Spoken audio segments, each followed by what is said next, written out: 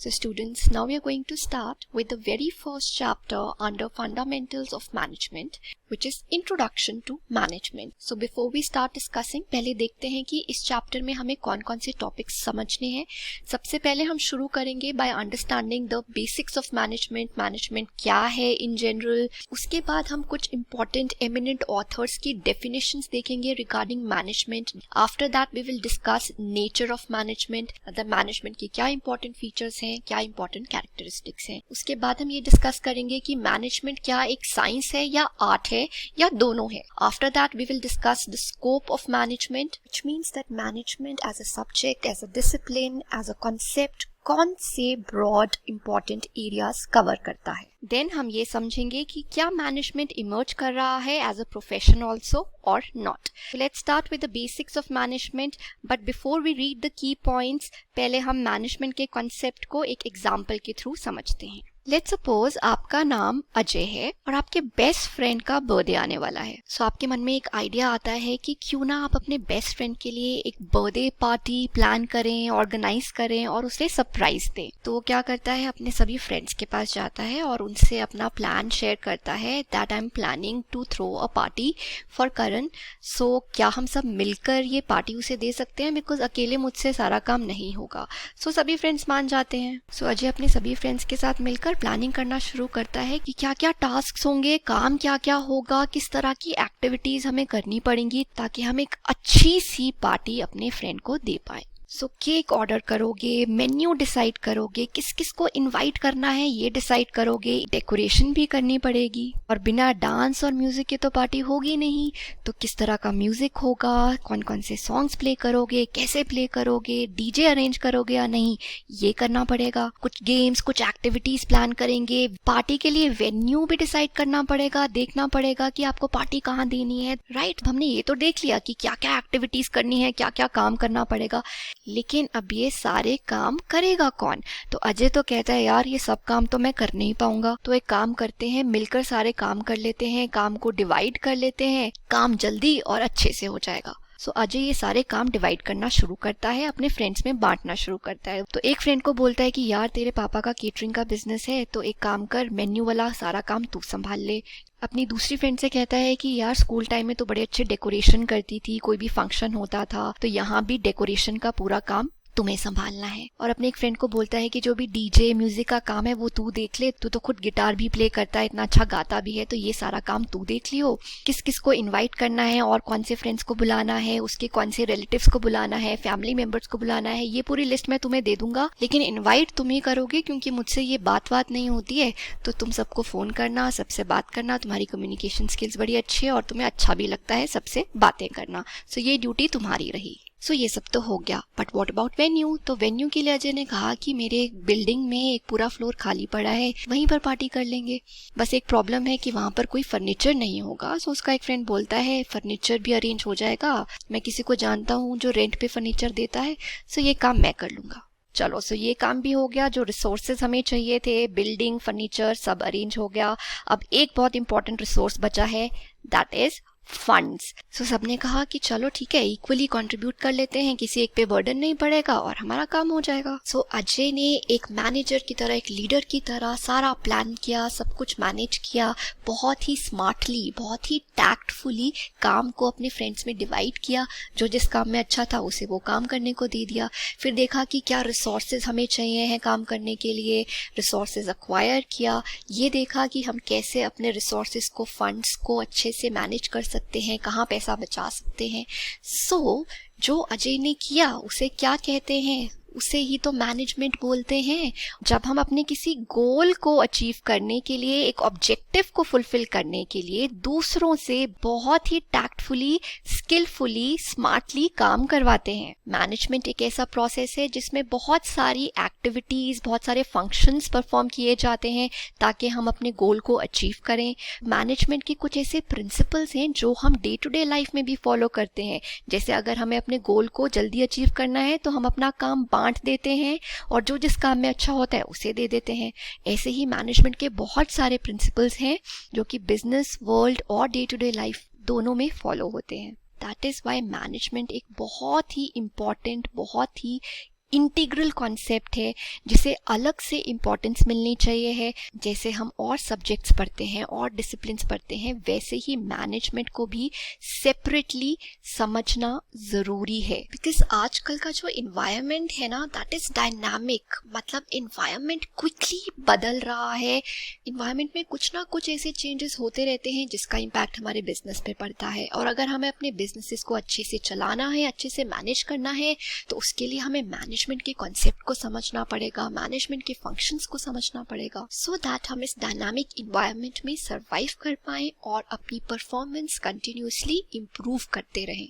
इसीलिए आजकल के टाइम पे मैनेजमेंट एक बहुत ही इंटीग्रल इम्पॉर्टेंट फोर्स बन चुका है, जो हेल्प करता है सभी ऑर्गेनाइजेशंस को अपने गोल्स को अचीव करने के लिए, अपनी परफॉर्मेंस को इम्प्रूव करने के लिए और सक्सेसफुल होने के लिए। I hope you are clear with the basic concept of management.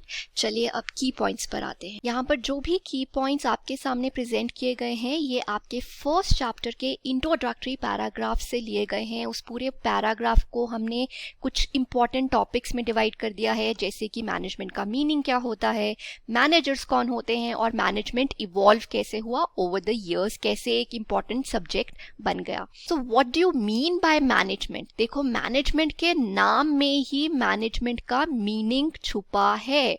क्या है मैनेजमेंट? मैनेज करना। किसको मैनेज करना? मेन को मैनेज करना। अब जब हम यहाँ पर मेन बोल रहे हैं, सो यहाँ पर मेन डिनोट करता है all the people. So management is managing all the people. So ये तो लेमैन टर्म्स में जनरल सा मीनिंग हमने देख लिया। अब एक्चुअली की पॉइंट्स देखते हैं। तो management is about managing others tactfully to achieve predetermined goals.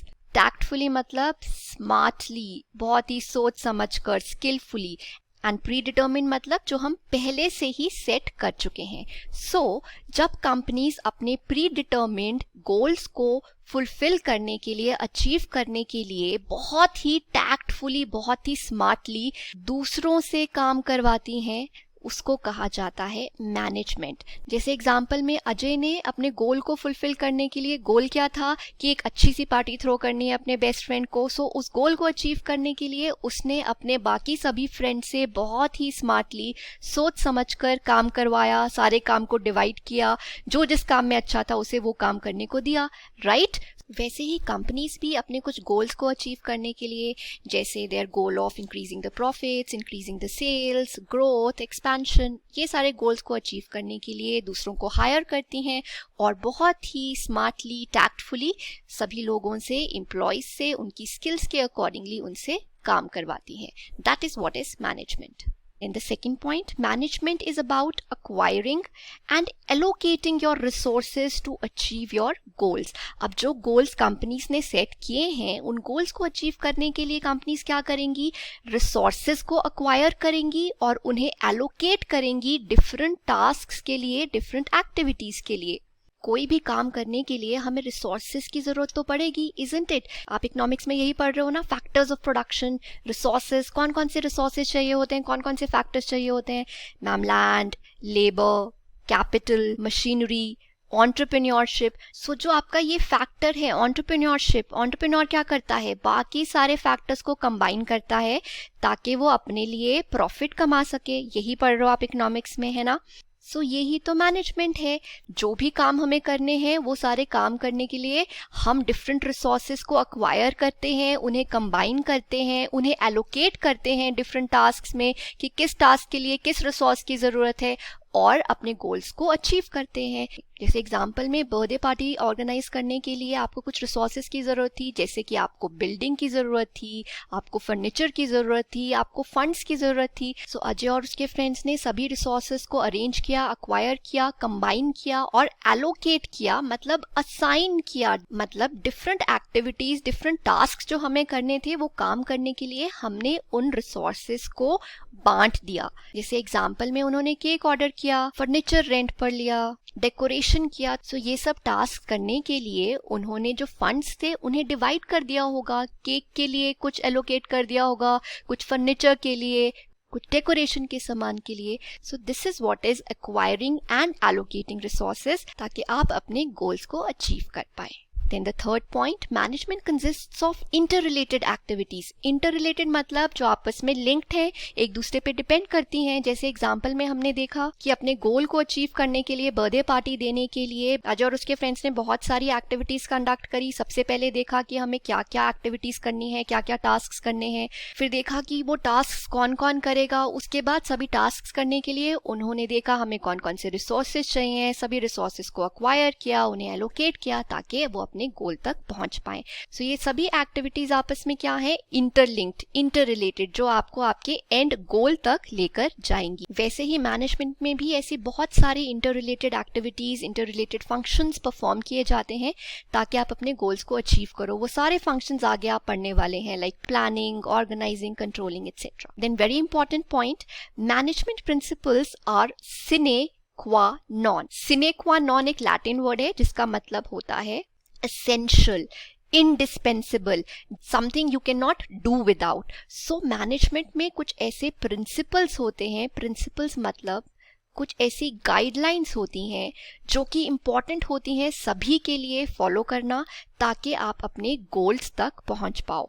जैसे हमने एग्जाम्पल में देखा, अजय ने क्या किया, दैट अपने सभी फ्रेंड्स में टास्क्स को डिवाइड कर दिया, सबकी स्किल्स को ध्यान में रखते हुए जो जिस काम में अच्छा था. सो जो अजय ने किया उसे बोलते हैं डिविजन ऑफ लेबर. ये एक मैनेजमेंट प्रिंसिपल होता है जो बोलता है कि अगर आप अपने गोल्स को टाइम पे अचीव करना चाहते हैं, अच्छे से अचीव करना चाहते हैं, सो काम को छोटे छोटे टास्क्स में डिवाइड कर दो. हर एक टास्क आप ऐसे इंडिविजुअल को दोगे जो उस टास्क में अच्छा है. सो जो फाइनेंस में अच्छा होगा आप उसे फाइनेंस फंक्शन करने के लिए बोलेंगे, हम उसे मार्केटिंग करने के लिए नहीं बोलेंगे. जो प्रोडक्शन में, मैन्युफैक्चरिंग में अच्छा होगा हम उसे वो काम करने के लिए देंगे.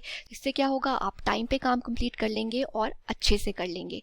सो ऐसे ही मैनेजमेंट में और बहुत सारे प्रिंसिपल्स हैं जिनका यूज होता है by different organisations, be it small और big, and in our day to day lives also, जैसे कि हम ऑलरेडी देख चुके हैं with the help of an example. Right, so ये तो था मैनेजमेंट का मीनिंग. अब देखते हैं some key points related to managers. So managers का क्या मतलब होता है, हु आर मैनेजर्स. अगर मैं आपसे पूछूं कि बताओ मैनेजर्स कौन होते हैं, तो क्या आप बता सकते हो? यस मैम, बिल्कुल आंसर कर सकते हैं. ये तो बहुत सिंपल है. मैनेजर्स मतलब वो लोग जो मैनेज करते हैं. क्या मैनेज करते हैं मैम? लोगों को मैनेज करते हैं, रिसोर्सेज को मैनेज करते हैं, डिफरेंट टास्क्स और एक्टिविटीज़ को मैनेज करते हैं ताकि हम ऑर्गेनाइजेशन के गोल्स को अचीव कर पाएं, जो अभी हमने पीछे मैनेजमेंट के कॉन्सेप्ट में समझा, जो अजय ने किया. So yes students, you are absolutely right. यही मैनेजर्स होते हैं. Managers are planners, they are organizers, they are leaders and they are controllers. Planners मतलब अपनी कंपनी के लिए गोल सेट करना, ऑब्जेक्टिव सेट करना कि हम क्या अचीव करना चाहते हैं. वो अचीव करने के लिए हमें क्या क्या टास्क्स करने पड़ेंगे. फिर वो टास्क्स हम बहुत ही टैक्टफुली स्किल्स के अकॉर्डिंगली डिफरेंट लोगों में बांट देते हैं. फिर वो टास्क्स परफॉर्म करने के लिए हम डिफरेंट रिसोर्सेज को अक्वायर करते हैं, एलोकेट करते हैं, मतलब हम ऑर्गेनाइजर्स बन जाते हैं. फिर मैनेजर्स लीडर्स भी बन जाते हैं. लीडर्स मतलब लीड करना, इन्फ्लुएंस करना, सबको गाइड करना, मोटिवेट करना कि सभी लोग, सभी एम्प्लॉयज अपना अपना काम अच्छे से करें और ऑर्गेनाइजेशन के गोल्स को अचीव करें. And eight the same time वो कंट्रोलर्स भी बन जाते हैं. कंट्रोलर्स मतलब कंट्रोल करना, मॉनिटर करना कि क्या सभी अपना काम अच्छे से कर रहे हैं, क्या ऑर्गेनाइजेशन के सभी गोल्स अचीव हो पा रहे हैं. अगर नहीं तो प्रॉब्लम्स क्या हैं, उन प्रॉब्लम्स को सॉल्व करना, एम्प्लॉयज की हेल्प करना परफॉर्मेंस को इम्प्रूव करने के लिए. सो इसका मतलब जो मैनेजर्स होते हैं वो लीडरशिप प्रोवाइड करते हैं पूरी ऑर्गेनाइजेशन को, जैसे कि अजय ने किया. उसने प्लान बनाया, फिर अपने फ्रेंड्स के साथ मिलकर उन्होंने देखा हमें क्या क्या एक्टिविटीज करनी है. फिर उसने बहुत ही टैक्टफुली उन एक्टिविटीज को अपने फ्रेंड्स में डिवाइड कर दिया according to their skills, according to their specialisation. और फिर काम करने के लिए सभी रिक्वायर्ड रिसोर्सेज को भी अरेंज कर लिया, building, furniture, funds.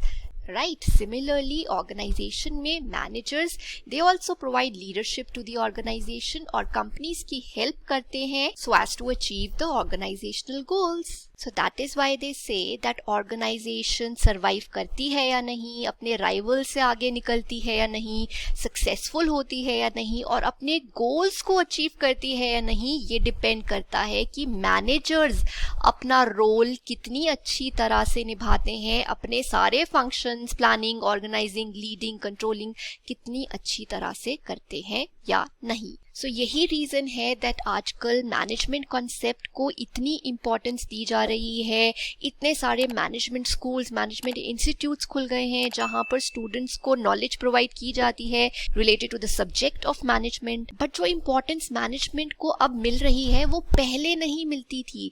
Management as an important integral subject, as a separate subject evolve हुआ है over the years. So over a long period of time ऐसा क्या क्या हुआ, ऐसी कौन सी developments हुई that management को एक बहुत ही integral, important और separate subject की तरह, distinct subject की तरह consider किया गया। So ये हम discuss करेंगे in the next video। तब तक आप इन सभी points को note कर लो और फिर module से ये जो introductory paragraph है जो आज हमने किया है इस पैराग्राफ को आप रीड करेंगे। चलिए it's time to recap now. So हम 2 क्वेश्चंस लेंगे और उसके थ्रू हम रिकॉल करने की कोशिश करेंगे some important points. So the first one is management is related with managing other men. Then there is a blank to achieve some predetermined goals. So can you recall यहाँ पर क्या आएगा? Management is managing other men, managing other people tactfully. Right, यही पढ़ा था हमने पीछे. If you can see here, management is managing others tactfully. Then the second question is, which of the following is related to adherence to the basic principles of management? Adherence मतलब होता है follow करना. So जब management principles को follow करना ज़रूरी होता है उसे क्या बोलते हैं? SINEQUANON. Like we discussed before, management principles are sine qua non, which means they are essential. So that's it for now. You can give a reading once from the paragraph given in your module. Students, management कैसे evolve हुआ into an integral force? ऐसा क्या क्या हुआ, ऐसी क्या developments हुई जिसकी वजह से हम मैनेजमेंट को एक इम्पॉर्टेंट कॉन्सेप्ट कंसिडर करने लग गए ऑल ओवर द वर्ल्ड। ये भी आपके इंट्रोडक्टरी पैराग्राफ में दिया हुआ है, लेकिन आपको वो सब कुछ याद करने की ज़रूरत नहीं है जो यहाँ पर मैं आपको बता रही हूँ, बस उस पर आपको फोकस रखना है। इन कीवर्ड्स को आप अपने दिमाग में रखेंगे। सो देखो, मैनेजमेंट का बूम कब हुआ, कब से हम मैनेजमेंट को एक इम्पॉर्टेंट कॉन्सेप्ट कंसिडर करने लग गए? सो पीटर फर्डिनेंड ड्रकर, इन्होंने कहा दैट मैनेजमेंट की अवेयरनेस, मैनेजमेंट पर स्ट्रेस कब से देना शुरू किया गया? After world war 2। जब वर्ल्ड वॉर 2 हुआ तो उसके बहुत नेगेटिव इम्पैक्ट हुए, बहुत सारी कंट्रीज का इंफ्रास्ट्रक्चर खत्म हो गया, इकोनॉमी बर्बाद हो गई, राइट।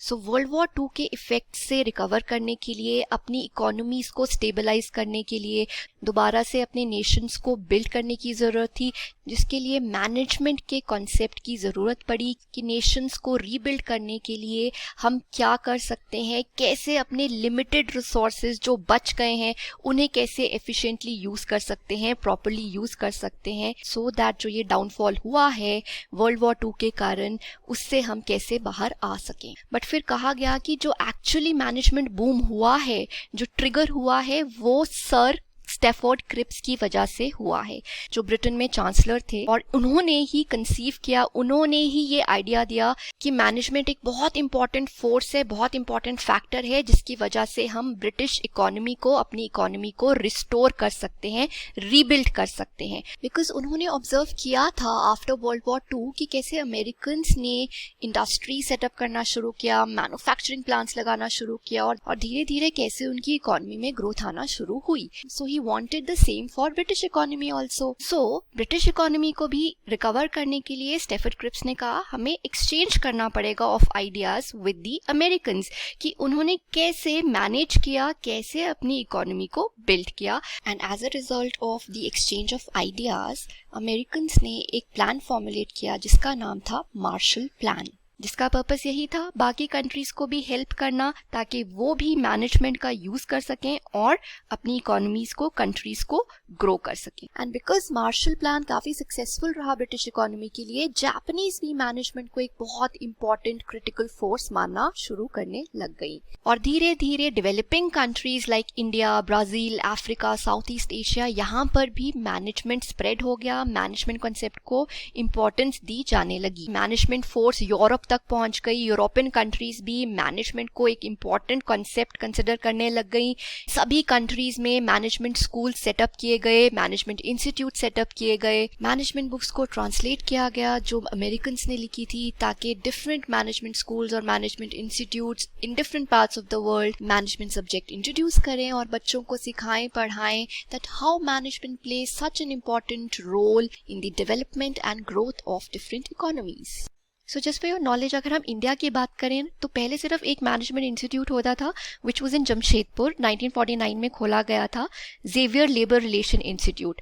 उसके बाद धीरे धीरे मैनेजमेंट कोर्स की जब इंपॉर्टेंस बढ़ने लगी तो गवर्नमेंट ने भी रियलाइज किया that management is very important, it needs to be taught to the students so that we have excellent managers. तो सबसे पहले IIM खोला गया in Kolkata, then it was open in Ahmedabad. So पहले सिर्फ यही 2 IIMs होते थे और अब हमारे पास 20 इंडियन इंस्टीट्यूट्स ऑफ मैनेजमेंट है across different cities in India. So आप खुद इमेजिन कर सकते हो मैनेजमेंट कितना इंपॉर्टेंट कोर्स है दैट गवर्नमेंट खुद इसको इतना प्रमोट कर रही है। सो बस ऐसे धीरे धीरे बहुत सारे प्राइवेट इंस्टीट्यूट्स भी खोले गए in India, like Faculty of Management Studies New Delhi, then we have Indian Institute of Foreign Trade, we have Institute of Marketing and Management, we have Symbiosis Institute of Management, Force School of Management, SP Jain Institute of Management, and many more. There must be 5,000 plus management colleges and institutes in India today. So this shows कैसे management evolve हुआ है over the years into such an important force, such an important subject. So with this chapter 1 का जो introductory paragraph है वो यहाँ खत्म होता है।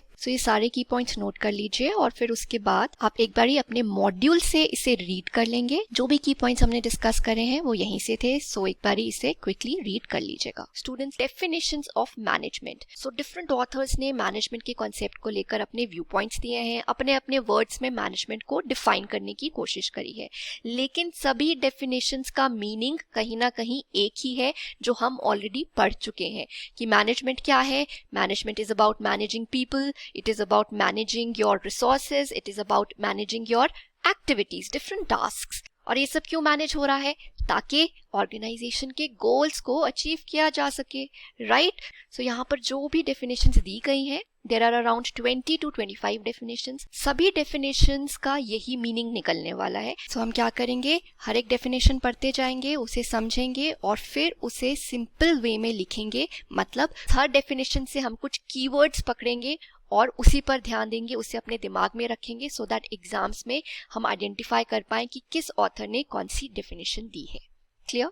चलिए, so let's start with the very first definition which is given by Agha Hasan Abedi. So इन्होंने क्या किया, अपनी पूरी डेफिनेशन में मैनेजमेंट को 2 तरह से डिफाइन किया। एक बताया कि कन्वेंशनल डेफिनेशन क्या होती है और एक बताया रियल डेफिनेशन क्या होती है। So conventional definition is getting work done through people and real management is developing people through work. Conventional मतलब traditional, पुरानी। So according to conventional definition, management क्या है? Getting work done through people, जो हम पढ़ते आ रहे हैं, दूसरों से काम करवाना। लेकिन उन्होंने कहा जो असली में जो रियल मैनेजमेंट है वो सिर्फ दूसरों से काम करवाना नहीं है, बल्कि दूसरे लोगों को डेवलप करना भी है काम के जरिए। मतलब आप लोगों को काम दो, जब लोग बार बार वही काम करेंगे तो क्या होगा, लोगों की स्किल्स, नॉलेज, एबिलिटीज इंप्रूव होंगी। ये इंप्रूव हो गया तो काम तो अच्छे से हो ही जाएगा। सो इस डेफिनेशन में आप क्या कीवर्ड्स याद रखेंगे, please keep noting down as I am writing. So आप याद रखेंगे कि मैनेजमेंट क्या है, it is getting work done, दूसरों से काम करवाना, at the same time it is developing the people.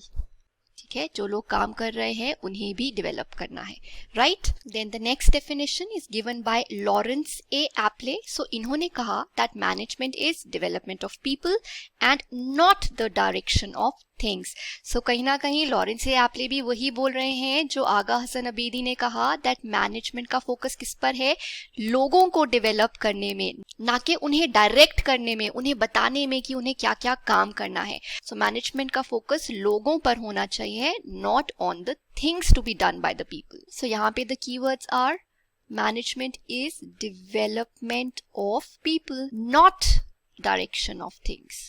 ठीक है, सो बस इतना याद रख लेंगे। सो आप आइडेंटिफाई कर पाएंगे दैट ये डेफिनेशन लॉरेंस से एप्ले ने दी है। Now moving forward, Joseph Massie ने मैनेजमेंट को कैसे डिफाइन किया? उन्होंने कहा management is defined as a process by which a cooperative group directs action towards common goals. इसका क्या मतलब हुआ? मैनेजमेंट एक प्रोसेस है, प्रोसेस मतलब हम पढ़ चुके हैं, जहाँ पे बहुत सारी inter related interconnected activities perform करी जाती हैं। और कोऑपरेटिव ग्रुप का मतलब क्या हुआ? ग्रुप आप सभी को पता है जहाँ पे एक से ज्यादा लोग काम कर रहे हैं। सो कोऑपरेटिव ग्रुप क्या हुआ? जब डिफरेंट इंडिविजुअल्स मिलजुल कर डायरेक्ट कर रहे हैं एक्शंस को, मतलब दूसरों से काम करवा रहे हैं, उनके एक्शंस को डायरेक्ट कर रहे हैं कि क्या क्या काम करना है, ताकि आप कंपनी के जो भी कॉमन गोल्स हैं, जो भी ऑब्जेक्टिव्स हैं, उन्हें अचीव कर पाएं। सो आप सभी को पता है कि किसी भी ऑर्गेनाइजेशन में एक मैनेजर तो होता नहीं है, बहुत सारे मैनेजर्स होते हैं जो डिफरेंट फंक्शंस को मैनेज करते हैं, राइट? जैसे फाइनेंशियल एक्टिविटी को मैनेज करने के लिए we have finance manager, marketing देखने के लिए we have marketing manager, human resource को मैनेज करने के लिए we have human resource manager, right? So ये सारे मैनेजर्स का एक ग्रुप है जो आपस में मिलजुल कर अपने अपने स्टाफ से काम करवाते हैं, उन्हें डायरेक्ट करते हैं कि क्या काम करना है, कैसे करना है, ताकि कॉमन गोल्स को अचीव किया जा सके। So for this definition we will just write management क्या है? एक process in which cooperative group directs actions. That's it. ये लाइन याद कर लो, so you will be able to identify that ये definition जोसेफ मेसी की है। जॉर्ज आर टेरी ने भी मैनेजमेंट को डिफाइन किया। उन्होंने कहा मैनेजमेंट एक डिस्टिंक्ट प्रोसेस है which consists of planning, organizing, actuating and controlling, which is performed to determine and accomplish the objectives by the use of people and resources. इसका ये मतलब हुआ कि मैनेजमेंट एक सेपरेट, एक डिफरेंट प्रोसेस है जिसकी अपनी ही इंपॉर्टेंस है, जिसमें कौन कौन से एक्टिविटीज, कौन कौन से फंक्शंस होते हैं हम पहले ही पढ़ चुके हैं। Planning, organising, actuating and controlling. Actuating क्या होता है? मोटिवेटिंग, पुटिंग टू एक्शन, दूसरों से काम करवाना, सो दैट जो भी ऑब्जेक्टिव्स आपने अपनी कंपनी के लिए सेट करे हैं आप उन्हें अकॉम्प्लिश कर पाएं, मतलब उन्हें अचीव कर पाएं। और आप कैसे अचीव करेंगे? ऑफ कोर्स आप लोगों का भी यूज करेंगे और रिसोर्सेज का भी यूज करेंगे। किस तरह के रिसोर्सेज? फिजिकल रिसोर्सेज जैसे land, building, machinery, then human resource and also your financial resources. चलिए इस डेफिनेशन को थोड़ा सिंप्लीफाई करते हैं, कुछ कीवर्ड्स आइडेंटिफाई करते हैं। चलिए राइट डाउन। मैनेजमेंट क्या है? It is a distinct process of actuating by use of people and resources. That's it. इतना लिखो, you will be able to identify that it has been given by George R. Terry. क्योंकि planning, organising, controlling ये तो बहुत सारी definitions में आने वाला है, अचीविंग द ऑब्जेक्टिव्स ये भी आने वाला है, बट यहाँ पर जो ये एक्चुएटिंग है, दिस वर्ड, ये सिर्फ आपको जॉर्ज आर टेरी की डेफिनेशन में ही मिलेगा। सो आप इसे ऐसे याद रखेंगे। So moving further, definition bye mister James. तो इन्होंने कहा दैट मैनेजमेंट इज प्रिंसिपली का मतलब होता है mainly, most importantly, primarily. Management is principally the task of planning, coordinating, motivating, controlling the efforts of others towards a specific objective. So वही same बात कि मैनेजमेंट मेनली अगर हम कहें तो क्या है? एक टास्क है जिसमें आप प्लान करते हो, कोऑर्डिनेट करते हो, मोटिवेट करते हो, कंट्रोल करते हो। किसको? दूसरों के एफर्ट्स को। मतलब आपके ऑर्गेनाइजेशन में जो भी एम्प्लॉयज मेहनत कर रहे हैं, काम कर रहे हैं, एफर्ट्स डाल रहे हैं कंपनी के स्पेसिफिक ऑब्जेक्टिव्स को अचीव करने के लिए, for that it is important कि उन एफर्ट्स को, उनके काम को कंट्रोल किया जाए। और ये करने में मैनेजमेंट एक बहुत इंपॉर्टेंट टास्क, बहुत इंपॉर्टेंट रोल प्ले करता है। That is what is management according to mister James. So let's simplify it. Management क्या है? मैनेजमेंट एक टास्क है of what? Controlling efforts of others for specific objectives. So बस यहाँ पर यही याद रखना है कि मैनेजमेंट एक टास्क है जिसमें आप दूसरों के एफर्ट्स को, एफर्ट्स ऑफ अदर्स, उन्हें कंट्रोल करते हैं। किसके लिए? स्पेसिफिक ऑब्जेक्टिव्स को अचीव करने के लिए। Next we have definition which is given by Henri Fayol. तो अगर आप +2 पढ़ के आ रहे हो, आपने हेनरी फ्योल का नाम तो सुना ही होगा। इन्होंने मैनेजमेंट के बहुत इंपॉर्टेंट 14 प्रिंसिपल्स दिए थे। He is called father of modern management. So according to Henri Fayol, to manage is to forecast, to plan, to organise, to command, to coordinate and to control. Very simple definition. उन्होंने कहा कि manage करने का मतलब क्या होता है। Manage करना मतलब फोरकास्ट करना, विच मीन्स एस्टिमेट करना, प्रिडिक्ट करना कि फ्यूचर में क्या क्या हो सकता है, हमारे लिए एनवायरनमेंट में क्या अपॉर्चुनिटीज आ सकती हैं, क्या थ्रेट्स हो सकती हैं, कस्टमर्स के टेस्ट क्या हो सकते हैं, उन्हें किस तरह के प्रोडक्ट्स चाहिए हो सकते हैं। सो ये सब एस्टिमेट करने की कोशिश करना। देन प्लान करना मतलब ये डिसाइड करना दैट कौन सा काम करना है, कैसे करना है, कब करना है, कौन करेगा। देन ऑर्गेनाइज करने का क्या मतलब है, किसी चीज को अच्छे से अरेंज करना। तो ऑर्गेनाइजेशंस में हम क्या ऑर्गेनाइज करते हैं, क्या अरेंज करते हैं, हम रिसोर्सेज ऑर्गेनाइज करते हैं, हम डिफरेंट टास्क्स और एक्टिविटीज को ऑर्गेनाइज करते हैं, हम लोगों में उन टास्क्स को, उन एक्टिविटीज को डिवाइड करते हैं, उन्हें रिस्पॉन्सिबिलिटी देते हैं काम करने के लिए। सो ये सब ऑर्गेनाइजिंग का पार्ट होता है। देन मैनेज करने का मतलब ये भी होता है टू कमांड करने का ये मतलब नहीं है कि हमें ऑर्डर देना है सबको कि आप ये करो, आप ये करो। कमांडिंग मीन्स दैट ये आइडेंटिफाई करना कि किस एम्प्लॉय में किस तरह की स्किल्स हैं, क्वालिटीज हैं, नॉलेज है, ताकि उसी के बेसिस पर उन्हें काम दिया जाए ताकि वो काम एफिशिएंटली करें, अच्छे से करें और गोल्स को अचीव करें। देन कोऑर्डिनेट करने का क्या मतलब है कि जब हम सभी लोगों को इकट्ठा करते हैं, सभी लोग मिलजुल कर काम करते हैं, working together, working collectively,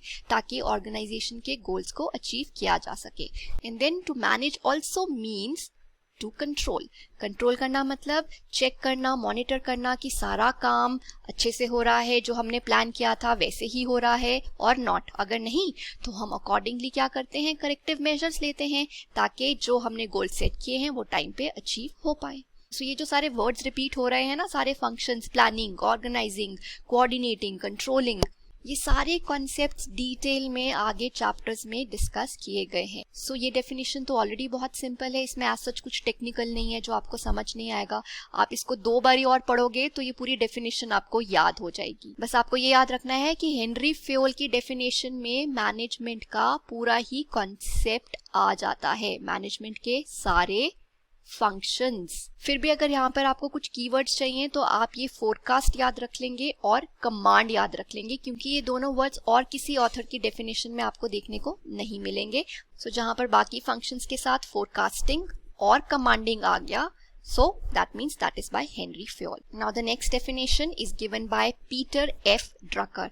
Now Peter F. Drucker is also a very important, very eminent author in the field of management. So इन्होंने कहा that management is a multi-purpose organ that manages a business, manages managers, manages worker and work.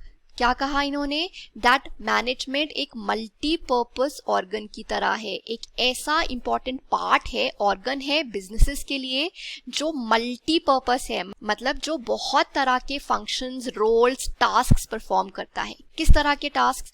4 important task perform करता है। पूरे business को manage करता है, जो business में मैनेजर्स काम करते हैं उन मैनेजर्स को भी मैनेज करता है, जो वर्कर्स हैं जो लोअर लेवल्स पर काम कर रहे हैं उन्हें भी मैनेज करता है, और जो काम ये वर्कर्स कर रहे हैं उस काम को भी, उनकी एक्टिविटीज को भी मैनेज करता है। सो राइट डाउन, मैनेजमेंट क्या है? Multipurpose organ that is managing business, managers, workers and work. बस ये याद रखो, आपकी पूरी डेफिनेशन कंप्लीट हो गई। Then the last definition for today, बाकी डेफिनेशन हम नेक्स्ट वीडियो में डिस्कस करेंगे।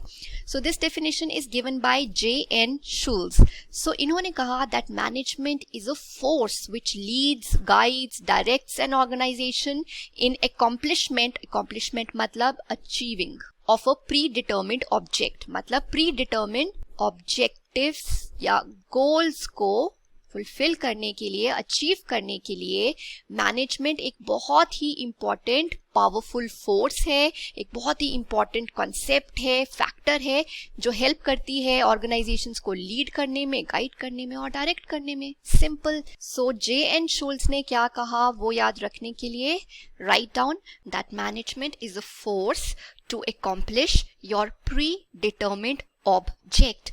Please do remember that यहाँ पर object है, objectives और goals नहीं है। ये आपको हर definition में मिलेगा, लेकिन predetermined object वो आपको जे.एन. शुल्स की definition में ही मिलेगा। Clear? चलिए बाकी के definitions in the next video, but before we wind up, let me ask you a few questions related to the definitions जो आज हमने discuss करी हैं। but उससे पहले अभी आप वीडियो को pause करेंगे, जो भी definitions हमने discuss करी हैं उन definitions को आप अपने मॉड्यूल से read करेंगे, और जो भी हमने यहाँ पर ये जो key points simplified way में definitions लिखी थी इन्हें आप note करेंगे। so students, I hope आपने सब note कर लिया है। चलिए now it's time for quiz. So the first question is, according to which author, management is the development of people and not the direction of things? So recall करिए ये किसने कहा है, ये लॉरेंस एप्ले ने कहा है, right? Then the second question is, which of the following authors defined management as multi-purpose organ? Multi-purpose organ मतलब 4 important functions, business को manage करता है, managers को manage करता है, workers को manage करता है और उनके काम को, work को manage करता है। ये किसने कहा था? Peter F. Drucker. Then the third question, which of the following definition is given by Henry Fayol? Recall करने की कोशिश करो, सबसे simple definition इन्होंने ही दी है, सारे functions के बारे में बता दिया एक ही definition में। So are you saying it is option B? क्योंकि इसमें हम बता रहे हैं planning, coordinating, motivating, controlling, यही तो सारे functions होते हैं। Are we forgetting something? हमने डिस्कस किया था कि हेनरी फ्योल सारे फंक्शंस के बारे में बताते हैं, लेकिन कुछ 2 वर्ड्स ऐसे हैं जो आपको और डेफिनेशंस में नहीं मिलेंगे, forecast and command. So option D is the correct answer. To manage is to forecast, plan, organise, command, coordinate and control. Then the fourth question is, according to J.N. Schulz, management is the dash which leads, guides, directs an organization in the accomplishment of a predetermined dash. चलिए इन blanks को fill करिए। Management is the force, absolutely correct, which leads, guides, directs an organization in accomplishment of a predetermined objectives, right? No ma'am, only object. No objectives, no goals. Predetermined object. चलिए students, now let's try to cover more definitions. So the next definition is given by Kuntz and O'Donnell. ये 2 authors हैं, इन दोनों ने मिलकर management को define किया। They said that management is the creation and maintenance of internal environment in an enterprise where individuals working together in groups can perform efficiently and effectively towards the attainment of group goals. So Coons and O'Donnell का पूरा focus था organisations में एक ऐसा internal environment create करना। Internal environment means किसी भी organisation का इंटरनल कल्चर, वर्क इन्वायरमेंट, लोग आपस में कैसे काम करते हैं, क्या डिफरेंट रूल्स और रेगुलेशंस हैं, what are the relationships between employer and employees, क्या एम्प्लॉयज़ को डिसीजन मेकिंग पावर दी जाती है, क्या उनके आइडियाज़, व्यू पॉइंट्स को सुना जाता है, कंसिडर किया जाता है, क्या एम्प्लॉयज़ को नेसेसरी रिसोर्सेज दिए जाते हैं काम करने के लिए। सो इन सब चीज़ों से कंपनी का इंटरनल इन्वायरमेंट क्रिएट होता है। सो कून्स एंड ओडोनल कहते हैं कि किसी भी ऑर्गेनाइजेशन में हमें ऐसा इंटरनल इन्वायरमेंट क्रिएट करना है जहां पे सभी लोग मिलजुल कर ग्रुप्स में काम कर रहे हैं, ताकि सभी काम एफिशिएंटली हो पाए और इफेक्टिवली हो पाए। एफिशिएंटली का मतलब काम सही से करना, मिनिमम रिसोर्सेज का यूज करते हुए आपको आपके काम करने हैं। ऑर्गेनाइजेशन के रिसोर्सेज को वेस्ट नहीं करना है, कॉस्ट को बचाना है, राइट? सो मिनिमम रिसोर्सेज में कैसे हम मैक्सिमम आउटपुट देंगे, that is efficiency. And effectively means that हमें सही काम करना है। सही काम क्या है? दैट आपको आपके गोल्स को फुलफिल करना है। सो अगर आप अपने गोल्स टाइम पर फुलफिल कर लेते हैं, that means you are working effectively. So अगर आप मिलजुल कर काम करेंगे तो काम इफिशिएंटली भी होगा, इफेक्टिवली भी होगा, और उससे क्या होगा, जो भी ग्रुप गोल्स हैं, मतलब ऑर्गेनाइजेशन के जो भी गोल्स ऑब्जेक्टिव्स हैं, आप उन्हें फुलफिल कर पाएंगे। So for this definition we can write that management का फोकस होता है on internal environment in which individuals work in groups efficiently plus effectively effectively. So that's it. अगर आप ये याद रखेंगे, so you will be able to identify. Then moving ahead, the next definition is given by Ordway Teed. So इन्होंने कहा management is the process and agency which directs and guides the operations of an organization in realizing of established aims. So बस वही जो हम पढ़ते आ रहे हैं कि management में हम organization के सभी operations, मतलब जो भी activities होने हैं, जो भी tasks होने हैं, उनको direct करते हैं, guide करते हैं कि काम कैसे होना है, ताकि जो organization की established aims हैं, मतलब जो objectives हम set कर चुके हैं, उन्हें रियलाइज कर सकें. रियलाइज करना मतलब उन्हें अचीव करना. सो द सेम थिंग, बस यहाँ पर आपका फोकस क्या होगा इस वर्ड पर, प्रोसेस एंड एजेंसी. मैनेजमेंट एक प्रोसेस भी है. प्रोसेस आपको पता है, inter related activities, inter related functions, and it is an agency. Agency मतलब बिजनेस, ऑर्गेनाइजेशन, कोई भी एंटरप्राइज जहां पर दो पार्टीज, एक कंपनी के ओनर्स या बिजनेस के ओनर्स जिन्होंने अपना पैसा लगाया है, और दूसरे कौन, एजेंट्स, जो बिजनेस के लिए काम कर रहे हैं, मतलब जो ओनर्स के बिहाफ पर बिजनेस को मैनेज कर रहे हैं. सो ऑब्वियसली यहाँ पर हम क्या याद रखेंगे, that management is a process and agency of realising established AIIMS.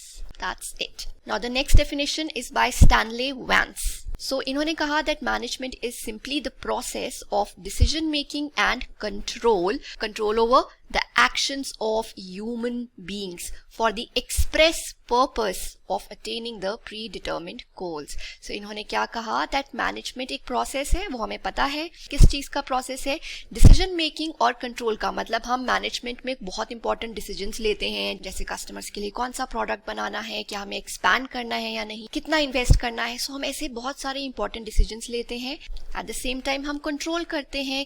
किसको कंट्रोल करते हैं, एक्शंस ऑफ ह्यूमन बीइंग्स. मतलब जो भी ऑर्गेनाइजेशन में ह्यूमन बीइंग्स, आपके एम्प्लॉइज, मैनेजर्स काम कर रहे हैं, उनके एक्शंस को हम क्या करते हैं, कंट्रोल करते हैं. क्यों कर रहे हैं, फॉर द एक्सप्रेस पर्पस, मतलब for the sole purpose, for the only purpose. It is obvious कि हम ये काम क्यों करवा रहे हैं, ताकि प्री डिटर्मिन गोल्स को अचीव कर सकें. क्लियर. सो यहाँ पर आप क्या लिखेंगे, management is decision making and control of human beings for express purpose. That's it. इतने से ही आप पहचान लेंगे दैट ये स्टैनले और वैंस ने बोला है. Then the next definition is by Wheeler. He said that business management is a human activity that directs and controls the organizations and operations of a business enterprise. Management is centered in the administrators of managers of the firm who integrate men, material, money into effective operating limit. This simply means that management एक human activity है, क्योंकि organization में जितने भी operations होते हैं, जो भी functions perform किए जा रहे हैं, from planning, organizing, leading, controlling, directing, all these functions, all these operations in the organization, they are being performed by humans. That is why management is a human activity जो direct करती है, control करती है organization और उसके सभी operations को, सभी functions को. Direct करना मतलब सभी को guide करना, inspire करना, मोटिवेट करना, सो दैट ऑर्गेनाइजेशन के जो भी गोल्स हैं उन्हें अचीव किया जा सके. और कंट्रोल का मतलब होता है चेक करना, मॉनिटर करना कि क्या सभी एक्टिविटीज अच्छे से हो रही हैं जैसे हमने प्लान करी थी, क्या सभी रिसोर्सेज को ऑप्टिमली यूज किया जा रहा है या नहीं, क्या हम अपने गोल्स को अचीव कर पा रहे हैं या नहीं, एंड इफ नॉट तो हम अकॉर्डिंगली करेक्टिव एक्शन लेते हैं. और ये सब करने के लिए directing and controlling the entire organisation and its operations, for this administrators and managers they play a very important role because they are the ones who are responsible for integrating, combining and managing all the resources, men, material and money into an effective operating limit, which means that administrators और managers को इन तीनों resources को effectively combine करना है, integrate करना है, ताकि organization के goals को achieve किया जा सके. तो इस पूरी definition का main focus, centered मतलब फोकस कहाँ है, एडमिनिस्ट्रेटर्स और मैनेजर्स पर, ताकि वो ये देखें कि हमारी पूरी ऑर्गेनाइजेशन में सभी काम इफेक्टिवली हो रहा है. क्लियर. सो व्हीलर की डेफिनेशन में हमें क्या याद रखना है कि management is centred, is focused on administrators और मैनेजर, जो क्या करते हैं, who integrate different resources into effective operating limit. Please do remember administrators and managers and effective operating limit. Okay, now the definition which is given by William Spiegel. So he said that management is a function of an enterprise which concerns itself with direction and control of various activities to attain business objectives. So I think ये तो आपको पढ़कर ही समझ आ जाएगा कि management एक function है जिसमें क्या किया जाता है, बहुत सारी वेरियस एक्टिविटीज को डायरेक्ट किया जाता है, कंट्रोल किया जाता है ताकि बिजनेस के ऑब्जेक्टिव्स को अचीव किया जा सके. सो ये ऑलरेडी बहुत सिंपल है, इसको क्या सिंप्लीफाई करें, but still you can remember that management is a function to direct and control various activities. That's it. Then the next definition is given by S. George. इन्होंने कहा management consists of getting things done through others. This entire line is very important. And उन्होंने कहा manager कौन है? He is the one who accomplishes objectives by directing the efforts of others. So इन्होंने क्या किया that अपनी definition में management को भी define कर दिया और manager को भी define कर दिया. एक ही definition में दोनों मैनेजमेंट और मैनेजर के बारे में बता दिया. और क्या बताया है मैम? वही जो बेसिक मीनिंग है, ये तो हम पढ़ते आ रहे हैं. मैनेजमेंट क्या है? Getting things done through others, दूसरों से काम करवाना. और मैनेजर क्या है? जो दूसरों से काम करवाता है, दूसरों के एफर्ट्स को डायरेक्ट करता है ताकि हम गोल्स को अचीव करें. राइट आप यहाँ पर लिख लो मैनेजमेंट और आप लिख लो मैनेजर. मैनेजमेंट क्या है? दूसरों से काम करवाना. एंड मैनेजर कौन है? who directs efforts of others. Right तो बेसिकली हमने यहाँ पर मैनेजमेंट का मतलब लिख दिया और मैनेजर का मतलब लिख दिया. That's all. Then moving further, Keith and Gubellini ने कहा that management is a force that integrates men and physical plant into an effective operating unit. देखो मतलब तो वही है. क्या मतलब है कि मैनेजमेंट एक ऐसा पावरफुल फैक्टर है, पावरफुल फोर्स है जो क्या करती है, डिफरेंट रिसोर्सेज को इंटीग्रेट करती है. रिसोर्सेज लाइक मैन मतलब human resource and physical plant मतलब physical resources like raw material, building, land, equipments, machinery. Right और इन रिसोर्सेज को कंबाइन क्यों किया जाता है? ताकि हम ऑर्गेनाइजेशन में सभी ऑपरेशंस इफेक्टिवली कर पाए. सो यहाँ पे यूनिट का मतलब दैट हमें मेन और फिजिकल प्लांट को इस तरह से इंटीग्रेट करना है, कंबाइन करना है दैट वो इफेक्टिवली काम कर पाए. They work as an effective unit. Right सारा काम अच्छे से हो जाए, इस तरह से हमें इन दोनों रिसोर्सेस को मैन और फिजिकल प्लांट को कंबाइन करना है. और ये करने के लिए management acts as a very important force. हमने पहले भी एक ऑथर की डेफिनेशन में पढ़ा है कि मैनेजमेंट एक फोर्स है. Can you recall? J.N. Schulz ने कहा था that management is a force. किस चीज की फोर्स? जो आपको अपने प्री डिटर्मिन्ड ऑब्जेक्ट को फुलफिल करने में हेल्प करती है. पर यहाँ पर प्री डिटर्मिन्ड ऑब्जेक्ट जैसा कुछ नहीं है. हम बोल रहे हैं कि मैनेजमेंट एक ऐसी फोर्स है जो सारे रिसोर्सेज को इकट्ठा करती है, इंटीग्रेट करती है. सिमिलरली अभी हमने पीछे व्हीलर की डेफिनेशन में देखा था दैट आप रिसोर्सेज को इंटीग्रेट करते हो इनटू इफेक्टिव ऑपरेटिंग लिमिट. उसमें लिमिट था, यहाँ पर यूनिट है. So that's the difference. Otherwise wheeler और कीथ एंड ग्यूबेलिनी की जो डेफिनेशंस हैं उनमें यही बात बोली जा रही है कि डिफरेंट रिसोर्सेज को हम कंबाइन करते हैं, बट यहाँ पे बोल रहे हैं इनटू इफेक्टिव ऑपरेटिंग यूनिट. और व्हीलर की डेफिनेशन में है इफेक्टिव ऑपरेटिंग लिमिट. क्लियर? यहाँ पर हमें क्या याद रखना है दैट यस मैनेजमेंट एक फोर्स है जो आपके रिसोर्सेस को कंबाइन करती है into what? Effective operating unit. Remember that. And then the last definition for today which is given by Newman, Summer and Warren. So तीन ऑथर्स ने मिलकर ये डेफिनेशन दी. इन्होंने कहा the job of management is to make cooperative endeavour to function properly, and a manager is one who get things done by working with people and other resources. So इन्होंने भी S George की तरह अपनी definition में management के बारे में भी बता दिया, राइट और मैनेजर के बारे में भी बता दिया, बट डिफरेंट वर्ड्स का यूज किया. सो उन्होंने कहा कि मैनेजमेंट की जॉब क्या है? कोऑपरेटिव एंडेवर करना, मतलब कोऑपरेटिव एफर्ट्स डालना, मिलकर काम करना ताकि हम बिजनेस के सभी फंक्शन, सभी एक्टिविटीज प्रॉपरली कर पाएं. और मैनेजर कौन है? Who get things done by working with people and other resources. मतलब जो ये इंश्योर करता है कि सारा काम हो जाए और कैसे? लोगों और बाकी रिसोर्सेज के साथ काम करके. इसे भी हम दो पार्ट्स में डिवाइड कर देंगे, job of management and manager. Job of management is cooperative Endeavour, मिलजुल कर काम करना है ताकि सभी फंक्शंस प्रॉपर्ली हो पाए। और मैनेजर कौन है? who gets things done working with people and resources. Clear? That's all for today. Remaining definitions और इस पूरे टॉपिक को हम कंक्लूड करेंगे in the next video. For now आप इन सभी पॉइंट्स को नोट कर लीजिए एंड देन ये सारी डेफिनेशंस को एक बार मॉड्यूल से रीड कर लीजिएगा। So आज हमने कून्स एंड ओडोनल से लेकर न्यूमैन, समर और वॉरेन की डेफिनेशन डिस्कस करी है। So you will give a reading to all these definitions from your module. चलिए अब हम 2-3 MCQ क्वेश्चंस देखते हैं। First question is, according to whom management is centered in the administrators of managers of the firm who integrate men, material and money into an effective operating limit? हाँ जी बताइए, तो ये किसने कहा था? Effective operating limit कुछ याद आ रहा है? 2 वर्ड्स थे ऐसे ऐसे, operating limit, operating unit. Limit वाला किसने कहा था? Correct option is option A, wheeler. और साथ ही में अगर हम ये रिकॉल करें, इफेक्टिव ऑपरेटिंग यूनिट किसने कहा था? So that was by Keith and Gubellini. चलिए second question, which of the following author defined management as a process and agency which directs and guides operations of organization in realizing established aim? तो process और agency की बात किसने करी थी?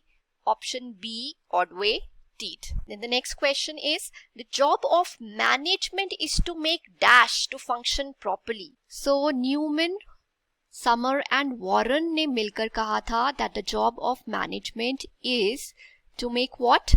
To make cooperative endeavor. मिलजुल कर efforts डालने पड़ेंगे तभी हम मैनेजमेंट के फंक्शंस प्रॉपरली परफॉर्म कर पाएंगे। So students, now we are going to cover the remaining definitions of management, starting with the first definition, which is by John F. M.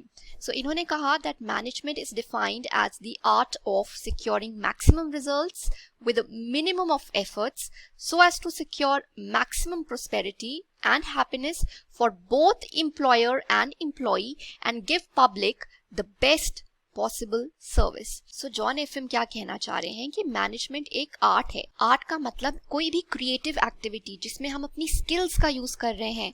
और ये स्किल हम कैसे एक्वायर करते हैं? एक्सपीरियंस के थ्रू, बार बार उस चीज को करके, उसके बारे में ऑब्जर्व करके, उसे स्टडी करके, पढ़ के, राइट? तो जैसे म्यूजिक एक आर्ट है, डांस एक आर्ट है, पेंटिंग करना एक आर्ट है, एक क्रिएटिव एक्टिविटी है, वैसे ही मैनेजमेंट भी एक आर्ट है।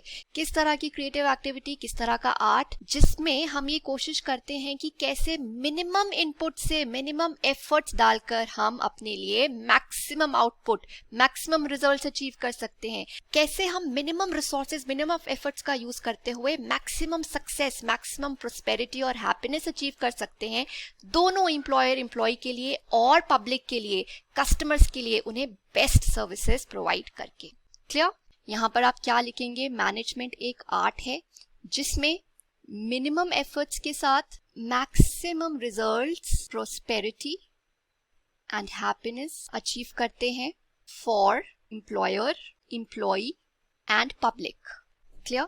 Then moving further to the next definition given by Kimball and Kimball, इन्होंने कहा that management embraces all duties and functions that pertains to the initiation of an enterprise, its financing, the establishment of all major policies, provision of all necessary equipment, outlining of form of organization under which the enterprise is to operate, and the selection of principal officers. The group of officials in primary control of an enterprise is referred to as management. So Kimball and Kimball ने बहुत ही बड़ी सी definition दी है, but इसमें मुश्किल कुछ भी नहीं है। वो बस ये कह रहे हैं कि मैनेजमेंट में बहुत सारी ड्यूटीज और फंक्शंस परफॉर्म किए जाते हैं।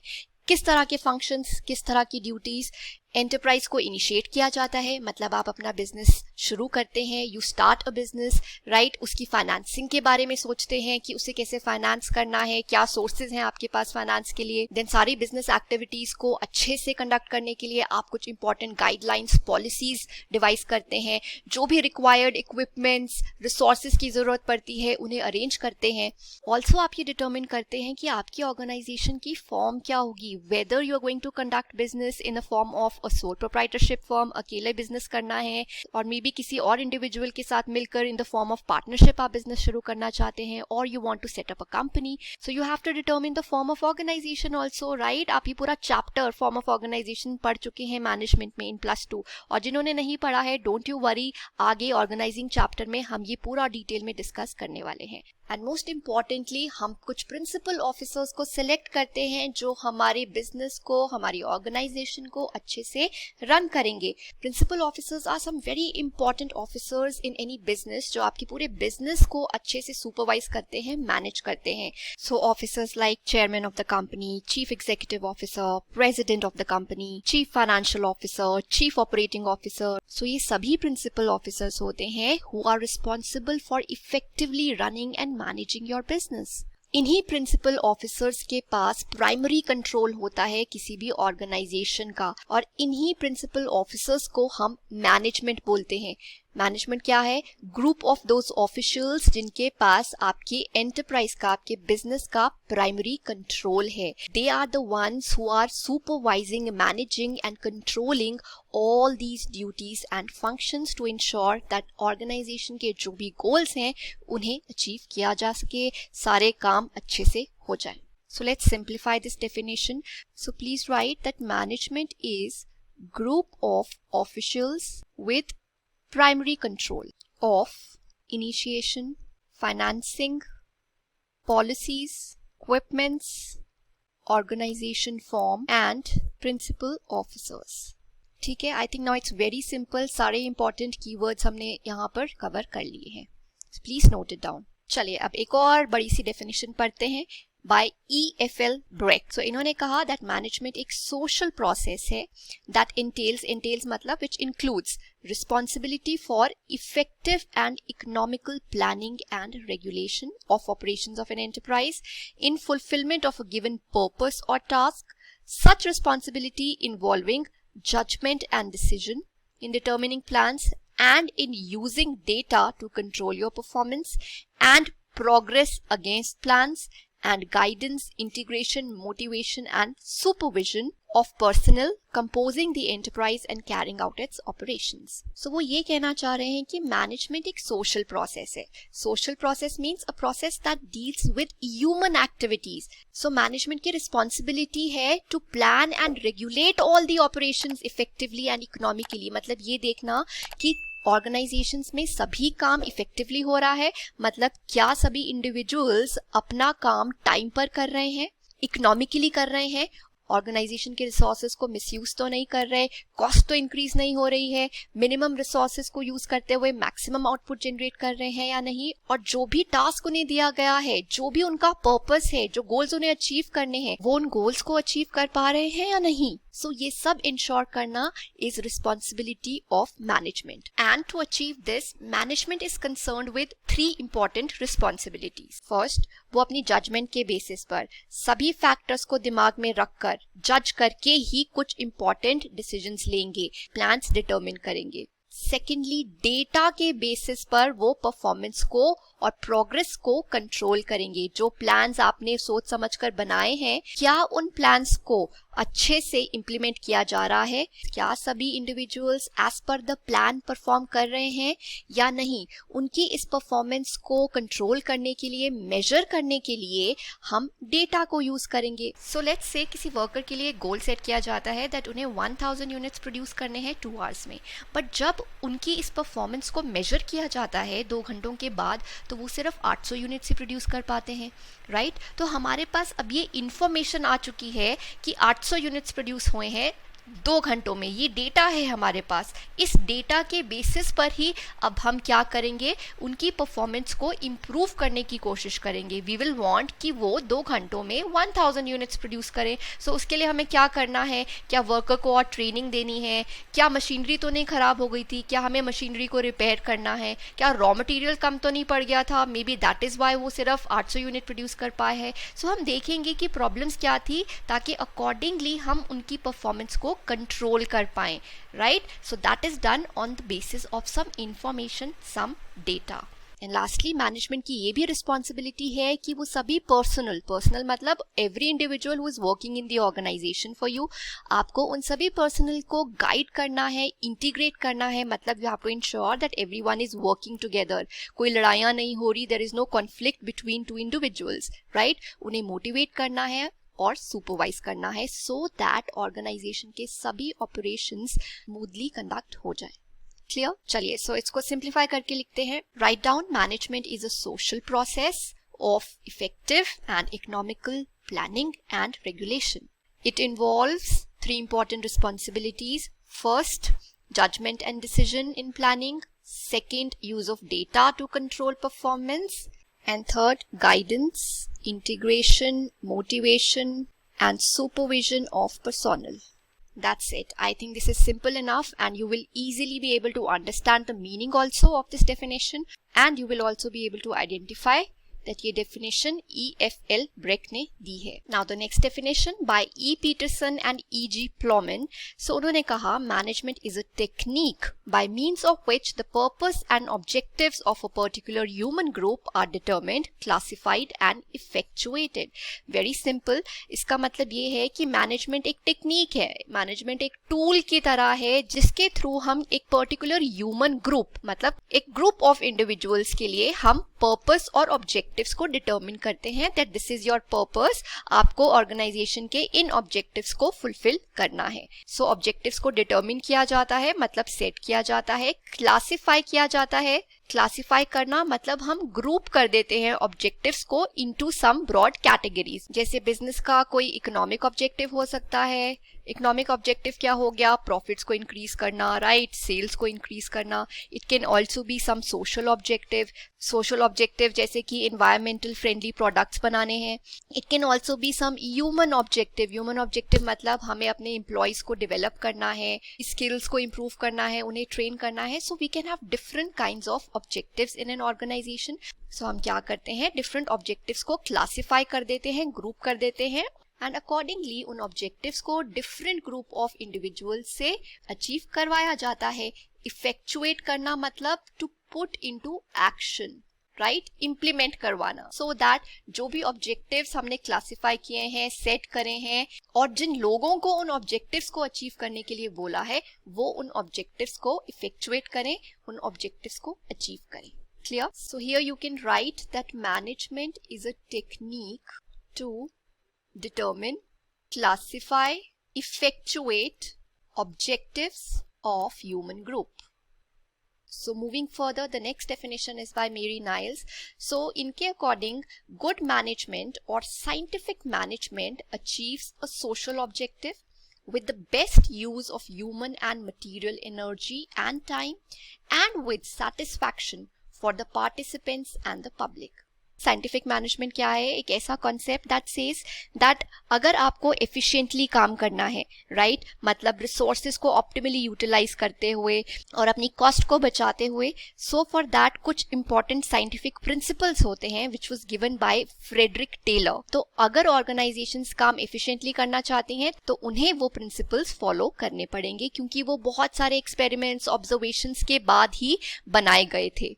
सो प्रोडक्टिविटी कैसे इंप्रूव करनी है, काम अच्छे से कैसे करना है, उसके लिए साइंटिफिक मैनेजमेंट प्रिंसिपल्स का यूज होता है। ये आप आगे भी पढ़ोगे और आप ये पढ़ भी चुके हो इन +2। तो मेरी नाइल्स ने अपनी डेफिनेशन में साइंटिफिक मैनेजमेंट को हाईलाइट किया है दैट गुड मैनेजमेंट और साइंटिफिक मैनेजमेंट से हम अपने सोशल ऑब्जेक्टिव्स को अचीव कर सकते हैं। कैसे?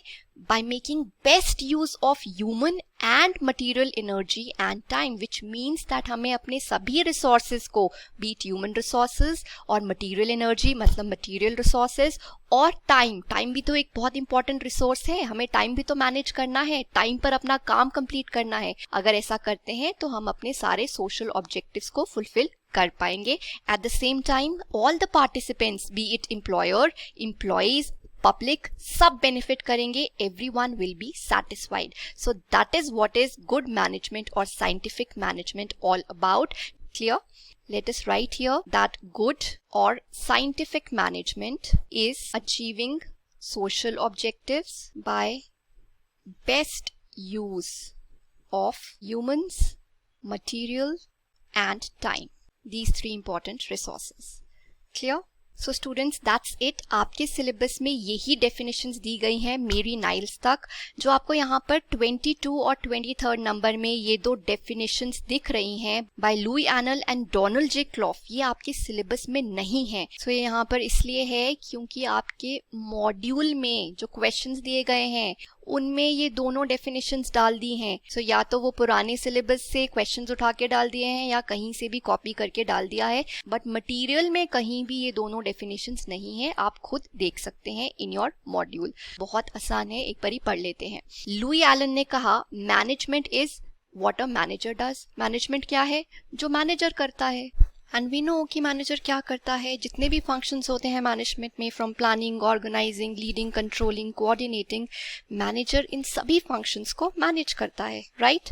नेक्स्ट डेफिनेशन भी देख लेते हैं बाय डोनाल्ड जे क्लॉफ. इन्होंने कहा management is the art and science of decision making and leadership.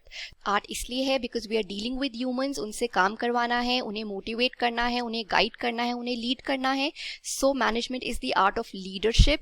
And management science है बिकॉज मैनेजमेंट में हम जो भी इंपॉर्टेंट डिसीजंस लेते हैं, जो भी इंपॉर्टेंट प्लान्स बनाते हैं, वो साइंटिफिक तरीके से बनाते हैं, लॉजिक्स के बेसिस पर बनाते हैं. बहुत सारे ऐसे मैनेजमेंट प्रिंसिपल्स हैं. रिमेंबर साइंटिफिक मैनेजमेंट के कुछ प्रिंसिपल्स जो बहुत सारे एक्सपेरिमेंट्स और ऑब्जर्वेशंस के बाद बनाए गए हैं. सो हम उन प्रिंसिपल्स को ध्यान में रखते हैं और तब जाके इंपॉर्टेंट डिसीजंस लेते हैं. That is why management is the art also and science also. ये पूरा कॉन्सेप्ट डिटेल में आपके इसी चैप्टर में आगे डिस्कस होगा. सो इन दोनों डेफिनेशंस के लिए हमें कुछ लिखने की जरूरत नहीं है. आप बस इसे एक बारी पढ़ लेना और आपको पढ़कर ही ये याद हो जाएगा. क्लियर? सो स्टूडेंट्स, अब हमने सारी डेफिनेशंस पढ़ ली हैं, राइट? तो इन डेफिनेशंस के बाद अब हम क्या कंक्लूड कर सकते हैं कि मैनेजमेंट क्या है? आपके दिमाग में कुछ कुछ इंपॉर्टेंट पॉइंट्स तो गए होंगे, right? So we can say that management एक प्रोसेस है, मैनेजमेंट एक टेक्निक है, ह्यूमन प्रोसेस भी है, मैनेजमेंट सोशल प्रोसेस भी है, राइट? जिसमें हम दूसरों से काम करवाते हैं. We get things done by others. And how do we get things done by others? By making use of some resources like human resources, physical resources, financial resources. तो हम सभी resources को integrate करते हैं, coordinate करते हैं, combine करते हैं और सभी resources को optimally use करते हैं. सभी resources का productive use करते हैं. मतलब minimum inputs से मैक्सिमम आउटपुट जनरेट करने की कोशिश करते हैं. और इसके साथ साथ हम और भी बहुत सारे फंक्शंस परफॉर्म करते हैं, right? Planning, organising, directing, controlling. और ये हम सब क्यों करते हैं? अल्टीमेटली हमें क्या करना है? सारे ऑब्जेक्टिव्स को, गोल्स को अचीव करना है. So this is the crux summary of all the definitions that we have studied so far. So अब आपको क्या करना है? अपने मॉड्यूल से जो भी डेफिनेशंस हमने आज पढ़ी हैं, आप उन्हें रीड करेंगे. एट द सेम टाइम यहाँ पर जो कंक्लूजन दी हुई है आप उसे भी पढ़ेंगे. जो भी हमने पीछे ये पॉइंट्स डिस्कस किए कंक्लूजन में, बस वही पॉइंट्स यहाँ पर दिए हुए हैं. इसे एक बारी क्विकली रीड कर लेना. Okay, now let's discuss a few questions. First one is, according to which author scientific management achieves a social objective with the best use of human and material energy and time with satisfaction for participants and public. तो सारी definitions में scientific management वाला perspective सिर्फ एक ही author ने दिया था, and that is option C, Mary Niles. Then the second question is, management is a social process entailing responsibility for effective and economical planning and regulation of operations of an enterprise in fulfillment of given purpose or task. These were the views of which author? So management एक social process है और उसमें कुछ बहुत important responsibilities होती हैं. So these were the views of E.F.L. Breck. Then next, the two questions जो मैंने आपको कहा था कि आपके material में तो ये definitions कहीं नहीं है, लेकिन आपके एक्सरसाइज में ये दो क्वेश्चंस दिए हुए हैं. So the first is, management is what a manager does. So this was by Louis Allen. And then the second question was, management is both art and science of decision making and leadership. So this was given by Donald J. Clough. Okay. So that's it. With this, we have completed the first topic of first chapter, which is definitions of management. So students, now we are going to start with the next topic, which is nature of management.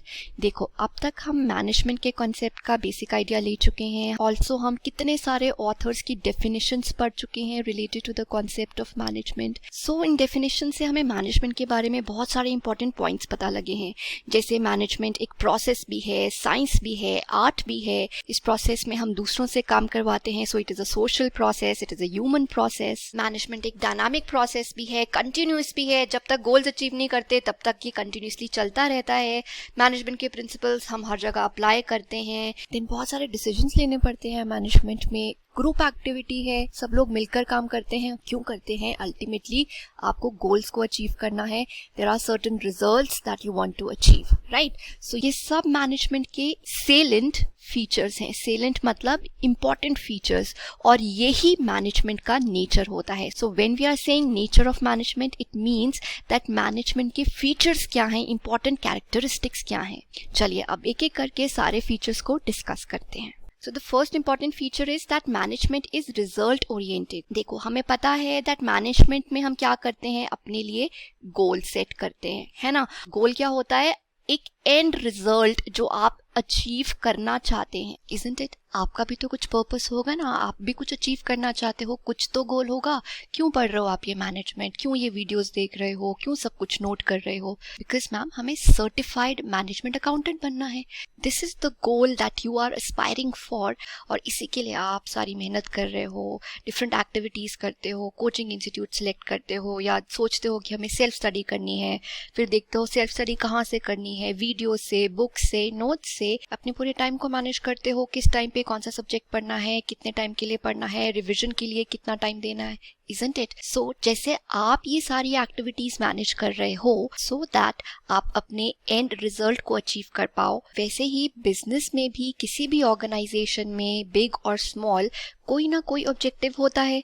Economic objective भी हो सकता है. Economic objective क्या होगा? Profits को increase करने हैं. This is the primary objective of any organisation. और इसे कैसे फुलफिल करोगे? अपने प्रॉफिट्स को कैसे मैक्सिमाइज करते हो? आप देखते हो कि कैसे आप अपने लिमिटेड रिसोर्सेज को रैशनली यूज कर सकते हो, है ना? बहुत सोच समझकर लिमिटेड रिसोर्सेज से हमें मैक्सिमम प्रोडक्शन करनी है, अपनी प्रोडक्टिविटी इंक्रीज करनी है, परफॉर्मेंस को इम्प्रूव करना है. वैसे हमारे और बहुत ऑब्जेक्टिव्स हो सकते हैं. सेल्स मैक्सिमाइज करना है, मार्केट शेयर इंक्रीज करना है, अच्छे प्रोडक्ट्स और सर्विसेज क्रिएट करने हैं फॉर द कस्टमर्स. सो सभी ऑर्गेनाइजेशंस का कोई पर्पस होता है. There is something that they want to achieve, और उस डिजायर्ड रिजल्ट को पाने के लिए ही ऑर्गेनाइजेशंस भी सारी एक्टिविटीज करती हैं, from planning, organising, controlling, directing, everything. That is why management is result oriented, और we can say goal oriented. दोनों में ना कुछ डिफरेंस नहीं है. Result oriented, goal oriented, they mean the same thing. लेकिन आपके मॉड्यूल में गोल ओरिएंटेड अलग से पॉइंट दिया हुआ है. आपके मॉड्यूल का ये है पॉइंट नंबर 13. बट दोनों का एक ही मीनिंग है, दैट मैनेजमेंट का पर्पस क्या है? To bring the desired results. जैसे सभी ऑर्गेनाइजेशंस का प्राइमरी टास्क क्या होता है कि उन्हें अपनी प्रोडक्टिविटी इंप्रूव करनी है, परफॉर्मेंस इंप्रूव करनी है. सभी का इकोनॉमिक फंक्शन क्या होता है कि उन्हें अपने प्रॉफिट्स को मैक्सिमाइज करना है, अपने सभी रिसोर्सेज को रैशनली, ऑप्टिमली यूज करते हुए. सो कोई ना कोई ऑब्जेक्टिव, कोई ना कोई फंक्शन, टास्क को फुलफिल करने के लिए ही मैनेजमेंट का यूज होता है. That is why management is result oriented और goal oriented. Moving further, next feature is that management follows a human approach और a humane approach. So as we have already studied in the previous definitions that management एक social process है, management एक human process है. क्यों? Because it deals with whom? It deals with humans. It deals with people. We all know that organizations में different functions perform होते हैं, like manufacturing of a product, finance or accounting function, marketing of a product, sales of a product, conducting important research related to the needs and demands of the people. और ये सारे काम हम किससे करवा रहे हैं? ये सारी important functions हम किससे करवाते हैं? Of course, we hire different people for that. So this means that humans play a very important role. They are like our assets, है ना? यही हमें help करते हैं organization के goals को achieve करने के लिए. So अगर ये लोग cooperate नहीं करेंगे with the management and with each other, so क्या goals को achieve कर पाएंगे? नहीं कर पाएंगे। अगर ये सभी लोग अपनी ड्यूटीज रिस्पॉन्सिबिलिटीज अच्छे से नहीं करेंगे, पॉजिटिवली रिएक्ट नहीं करेंगे towards the roles that they have been given, they have been assigned, तो क्या ऑर्गेनाइजेशन अपने गोल्स अचीव कर पाएगी? नहीं कर पाएगी। सो that is why it is very important that ये सभी लोग मैनेजमेंट के साथ कोऑपरेट करें। जब भी उन्हें कोई ड्यूटी, कोई टास्क दिया जाए, सो वो पॉजिटिवली रिएक्ट करें, राइट? मैनेजमेंट के साथ कोऑपरेट करें that yes we will help you in achieving the goals. अगर एक दिन आपको बोल दिया जाए कि आप संडे को भी काम कर लो, या आपसे कह दिया जाए आपको 1 घंटा एक्स्ट्रा काम करना पड़ेगा, तो अगर आप पॉजिटिवली रिएक्ट करते हैं और काम करते हैं फॉर एक्स्ट्रा 1 आवर, तो उससे किसका फायदा होगा? ऑफकोर्स आप बोलोगे ऑर्गेनाइजेशन का ही फायदा हुआ ना। बट ऑर्गेनाइजेशन का फायदा अगर होगा तो क्या आपका फायदा नहीं होगा? डेफिनेटली आपके गोल्स ऑर्गेनाइजेशन के गोल्स के साथ अटैच्ड हैं। अगर ऑर्गेनाइजेशन प्रॉफिटेबल होती है, सक्सेसफुल होती है, तो आप भी बेनिफिट करोगे, isn't it? So that's the reason that management follows a human approach, because it involves getting job done through people.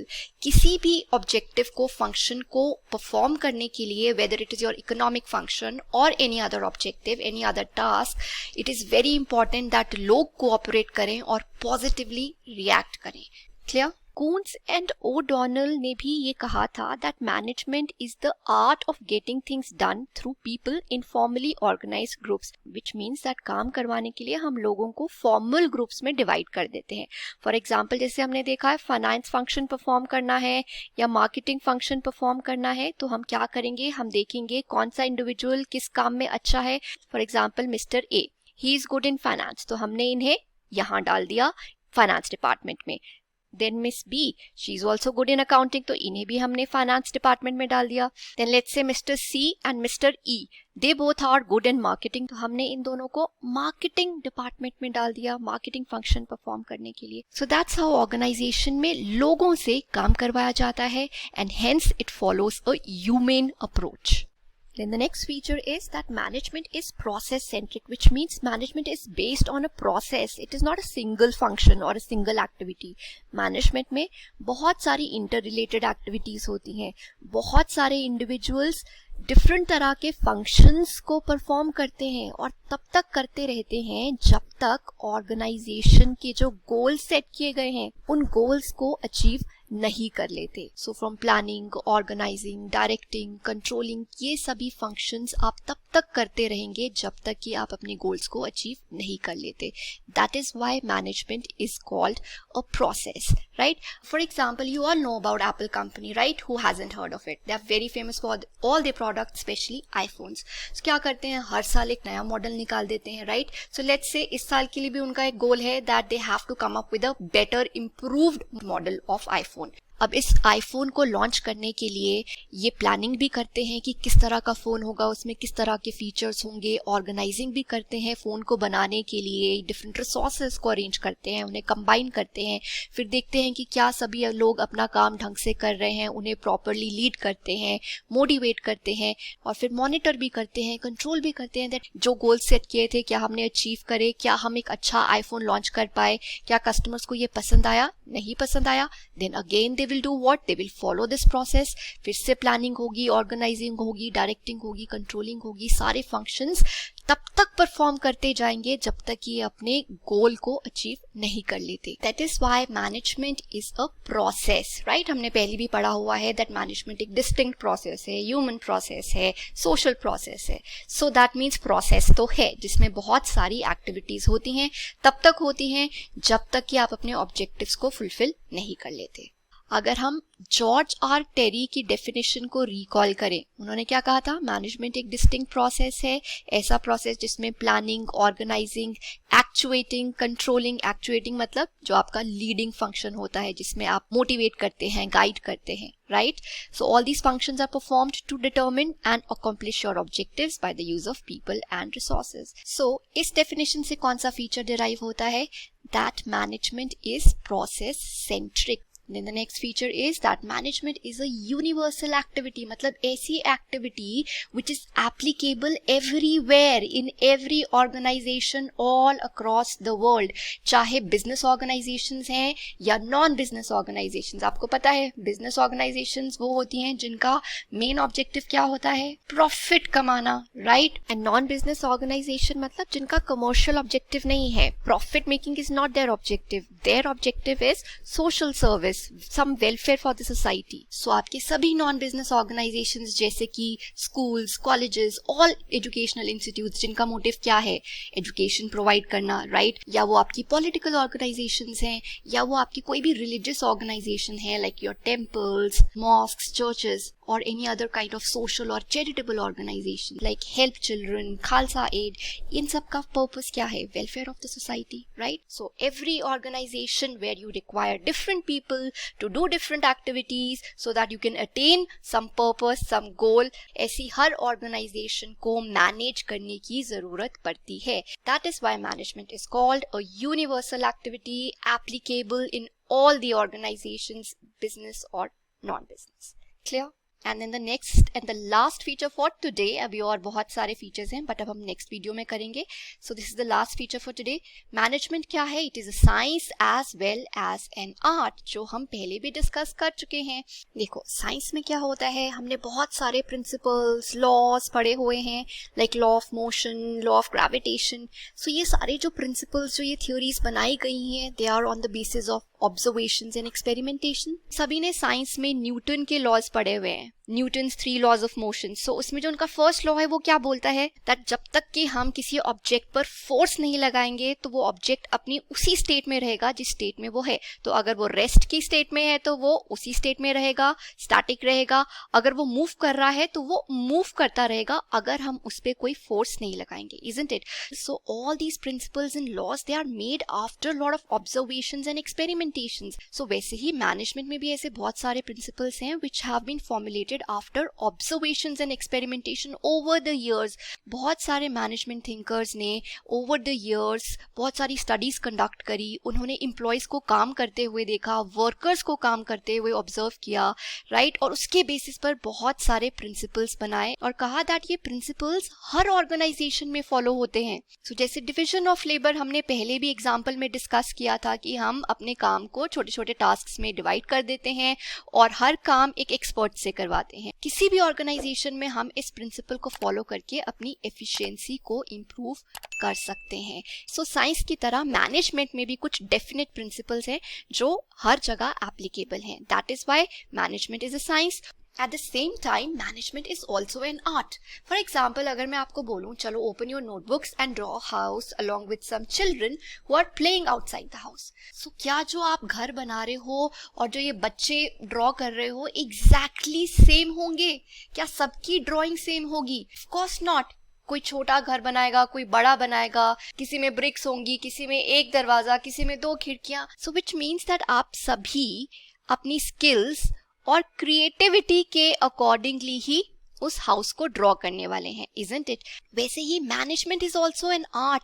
आप किस तरह से लोगों से काम करवाते हैं, किस तरह से लोगों को लीड करते हैं कि वो गोल्स को फुलफिल करें, ये मैनेजर टू मैनेजर वेरी करता है, लीडर टू लीडर वेरी करता है. कुछ ऑर्गेनाइजेशंस में मैनेजर्स बहुत सपोर्टिव होते हैं, आपको प्रॉपरली गाइड करते हैं.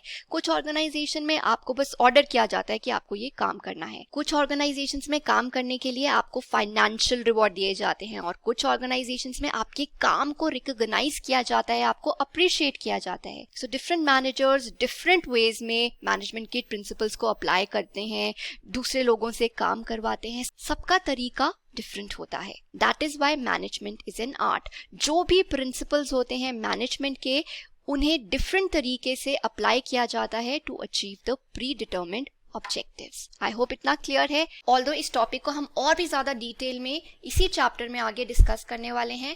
टॉपिक का नाम ही ये है management as a science and management as an art. ठीक है? सो आई होप आपने ये सारे पॉइंट्स अपने मॉड्यूल से पढ़े. अगर आपने पढ़ा है तो did you notice something?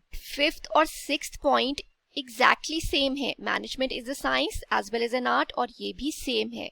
And most importantly यहाँ पर जो ये एक्सप्लेनेशन दी गई है ना दोनों की, that is in entirely wrong. See, what they are saying, management is an art because there are definite principles of management.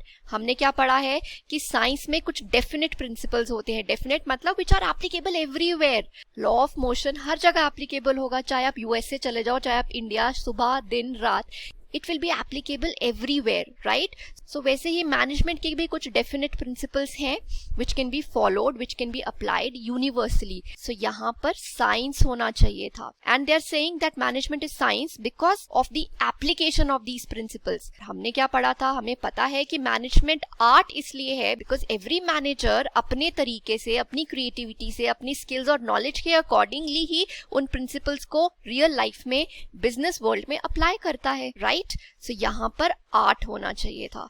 आगे जब हम ये टॉपिक डिटेल में पढ़ने वाले हैं, like I had already told you, वहां पर करेक्टली एक्सप्लेन किया गया है, बट यहाँ पे it is wrong. Students please be very careful and correct it right now.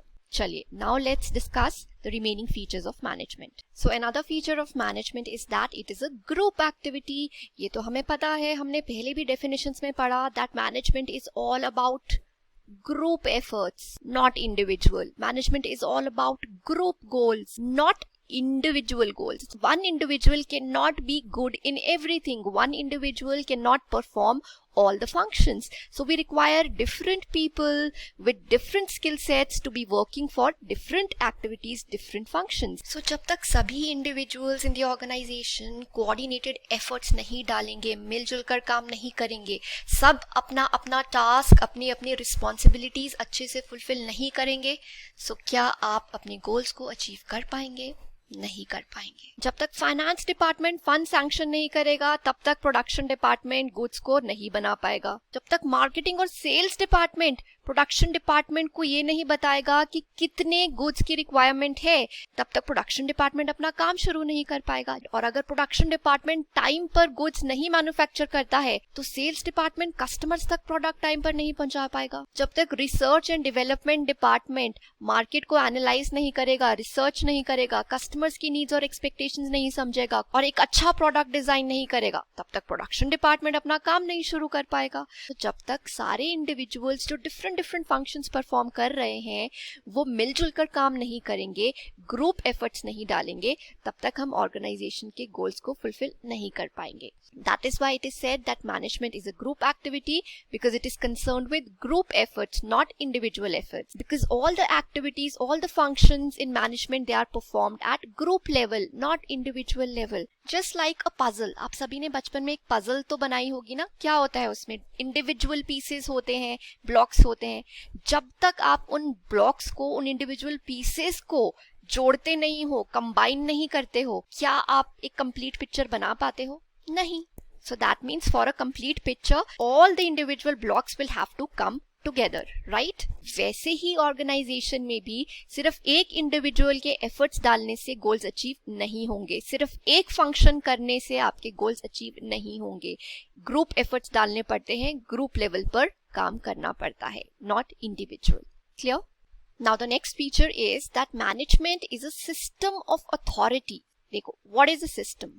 Any organized way of doing things or method. So organizations में जब कुछ set principles होते हैं, guidelines होती हैं, procedures होते हैं, जिनको ध्यान में रखकर ही ऑर्गेनाइजेशन का सारा काम, सारी एक्टिविटीज कंडक्ट होती हैं. सो जब हम किसी भी ऑर्गेनाइजेशन में कुछ रूल्स, प्रिंसिपल्स, प्रोसीजर्स डेवलप करते हैं so that all the activities, all the work can be conducted smoothly, उसे कहा जाता है system. And it is the managers जो इंश्योर करते हैं कि किसी भी ऑर्गेनाइजेशन में जितने भी रूल्स और प्रोसीजर्स हैं उन्हें फॉलो किया जाए, they are complied with, so that the entire work can be performed efficiently. So managers के पास अथॉरिटी होती है. अथॉरिटी मतलब मैनेजर्स के पास पावर होती है सबऑर्डिनेट से, वर्कर से, एम्प्लॉय से काम करवाने की. They have the right to strictly enforce these rules and regulations. और अगर कोई नहीं करता है then they can accordingly take corrective actions. They have the right to do that, to give any kind of punishments to the subordinates for not following the rules and regulations. So this means that management is a system of authority, एक ऐसा system जहां पर काम को सही ढंग से कराने के लिए different rules, regulations, principles, procedure set किए जाते हैं और मैनेजर के द्वारा थ्रू मैनेजर ये इंश्योर किया जाता है कि ये सभी रूल्स, रेगुलेशंस, प्रिंसिपल्स को फॉलो किया जाए. So, management is a system of authority that has some formal set of rules and procedures that must be followed, and managers ensure compliance of these rules and regulations by whom? By subordinates. Clear? Then moving further, another feature of management is that it involves decision making. Decision making क्या होता है?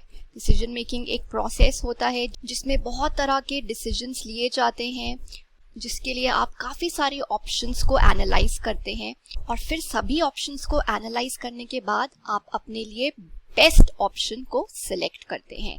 That is called decision making. So management में हम बहुत तरह के decisions लेते हैं related to the organisations and different tasks, different activities, different operations that need to be done in the organization. For example, आप ये डिसाइड करोगे कि आपको किस तरह का प्रोडक्ट कस्टमर्स के लिए बनाना है. उसके लिए आप मार्केट को एनालाइज करते हैं, कस्टमर्स को स्टडी करते हैं कि कस्टमर्स के क्या टेस्ट्स और प्रेफरेंसेस हैं. आप अपने कॉम्पिटिटर्स को भी, राइवल्स को भी समझने की कोशिश करते हैं, उन्हें एनालाइज करते हैं कि कॉम्पिटिटर्स किस तरह के प्रोडक्ट्स बना रहे हैं. फिर सब कुछ एनालाइज करने के बाद आपके पास कुछ ऑप्शंस जनरेट होती हैं. लेट्स से आपके पास ऑप्शन है कि आपको कपड़ों का बिजनेस शुरू करना है, राइट, और मे बी आपको शूज मैन्युफैक्चर करने हैं. आपने ये एनालाइज किया कि भाई इन दोनों प्रोडक्ट्स की तो डिमांड रहती ही रहती है, ये बिजनेस करना बेटर होगा या ये बिजनेस करना बेटर होगा. क्या हम दोनों ही शुरू कर सकते हैं? दोनों बिजनेस शुरू करने हैं तो क्या हमारे पास उसके लिए इतने रिसोर्सेज भी हैं? नहीं है. तो चलो कोई एक ऑप्शन सिलेक्ट करते हैं. चलो अब हमने ये डिसाइड कर लिया कि हमें कपड़ों का बिजनेस ही शुरू करना है. अब हमें और डिसीजंस लेने पड़ेंगे. एथनिक वेयर शुरू करें या हम वेस्टर्न वेयर शुरू करें. सो हमने डिसाइड किया वेस्टर्न वेयर. वेस्टर्न वेयर करना है तो मेल्स के लिए, फीमेल्स के लिए, बच्चों के लिए, किसके लिए करना है? अगर फीमेल्स के लिए है तो क्या क्या ऑप्शंस आप देंगे? Jeans, T shirts, shirts, tops. So आप ये डिसाइड करोगे. After that another decision you will have to make that ये सब करने के लिए आपको किन रिसोर्सेज की जरूरत पड़ेगी, कितने फंड्स चाहिए होंगे, कितनी मशीनरी चाहिए आपको, कितने ह्यूमन रिसोर्स की जरूरत पड़ेगी, कपड़ा सप्लाई कौन करेगा, मैन्युफैक्चरिंग कैसे करनी है, मैन्युफैक्चरिंग प्लांट कहाँ पर लगाना है, प्रोडक्ट का प्राइस कितना होगा, उसकी मार्केटिंग कैसे करनी है, so on and so forth. हम ऑर्गेनाइजेशंस में बहुत तरह के डिसीजंस लेते हैं. So management involves decision making. Number of decisions are taken regarding the organisation and its operations. Clear? Then the next feature of management is that it involves good leadership, which we already know that management में जितने भी functions होते हैं from planning, organizing, coordinating, directing, controlling, ये सारे functions perform करने के लिए we require people, right? And to ensure that these people, they are performing all the functions efficiently and effectively, we require good leaders, we require good managers. Good leaders, good managers कैसे होते हैं? जो अपने सभी employees को एक direction provide करते हैं that कैसे ऑर्गेनाइजेशन के गोल्स को अचीव करना है. गोल्स को अचीव करने के लिए गुड लीडर्स, गुड मैनेजर्स वो अपने एम्प्लॉयज को सपोर्ट करते हैं, उन्हें गाइड करते हैं. If they are facing any personal और प्रोफेशनल प्रॉब्लम तो वो उन्हें काउंसल भी करते हैं, एम्प्लॉयज की हेल्प करते हैं अपने इश्यूज, अपनी प्रॉब्लम्स को ओवरकम करने के लिए. उन्हें मोटिवेट भी किया जाता है using different monetary and non monetary rewards. Employees की प्रॉब्लम्स को सुना जाता है, उनकी प्रॉब्लम्स को एड्रेस किया जाता है, उन्हें इंपॉर्टेंट डिसीजंस लेते हुए इन्वॉल्व किया जाता है.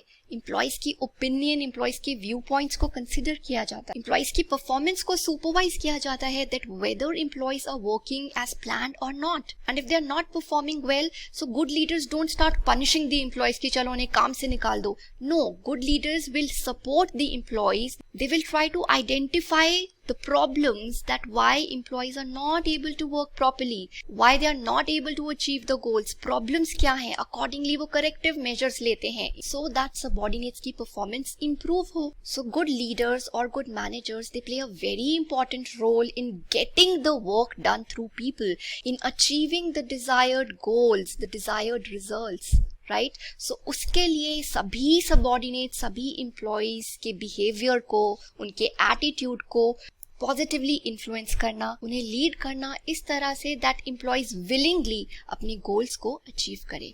सो that is what is good leadership. It is the ability, the capacity, the quality of managers to lead and to get the desired work done from the subordinates. It is the ability of the managers to influence the behavior of the subordinates so that they develop positive attitude towards work और organization के goals को timely fulfill किया जा सके. Clear? So अगर हम एक good business leader का example ले, so Tim Cook. You all know Tim Cook, right? He's the CEO of the world's most famous company, Apple. So जब Apple कंपनी के फाउंडर की डेथ हो गई थी, स्टीव जॉब की डेथ हो गई थी, unfortunately in 2011, so it was Tim Cook who took over and he led the entire company wonderfully. So he believes in cooperation, teamwork, encouragement, motivating the employees. उनके ideas, उनके opinions को सुना जाता है, उन्हें power दी जाती है decisions लेने की. So thanks to the leadership of Tim Cook, that Apple today is the world's largest technology company. Next feature of management is that it is a dynamic activity. ये भी हम पहले डिस्कस कर चुके हैं. Dynamic का क्या मतलब होता है? Something that keeps on changing, something which is in constant action. So management भी एक dynamic activity है क्योंकि जो हमारा business environment है that is highly turbulent. Turbulent का मतलब यही होता है that environment ही dynamic है. हमारे environment में ही बहुत तरह के changes होते रहते हैं. कस्टमर्स की नीड्स और एक्सपेक्टेशंस चेंज होती रहती हैं, इकोनॉमिक पॉलिसीज चेंज होती रहती हैं, टेक्नोलॉजी बदलती रहती है. तो कोई ना कोई इन्वायरमेंट में चेंज होता ही रहता है. और अगर ऑर्गेनाइजेशंस को सरवाइव करना है, so they will have to keep on changing their policies, their methods, their procedures, the way of doing things. अगर नहीं करेंगे so they will not be able to survive और बिजनेस बंद करना पड़ सकता है. जैसे नोकिया के साथ हुआ था. नोकिया फेल क्यों हो गया था? सैमसंग और एप्पल के साथ compete क्यों नहीं कर पाया? Because they did not shift to Android technology. उनका ध्यान सॉफ्टवेयर पर था ही नहीं. They were totally focused on their hardware and that was the reason that they could not compete against Samsung. So अगर आप changing environment के साथ नहीं चलेंगे, so आप survive नहीं कर पाएंगे. So you have to keep on changing as per the changes that are taking place in the society, in the environment. A very good example here is that of KFC, Kentucky Fried Chicken, which is an American fast food restaurant, right? So इन्होंने Indian market में अपनी sales increase करने के लिए, market share increase करने के लिए क्या किया? वेजिटेरियन मेन्यू लॉन्च कर दिया था. So that is how managers, they have to keep on making changes in their policies, in the way of doing things as per the requirements of the changing environment अगर उन्हें survive करना है. That is why management is a dynamic activity, which means it is not static. Static मतलब fixed. So we know that it is not static and management must be changed as per the social changes.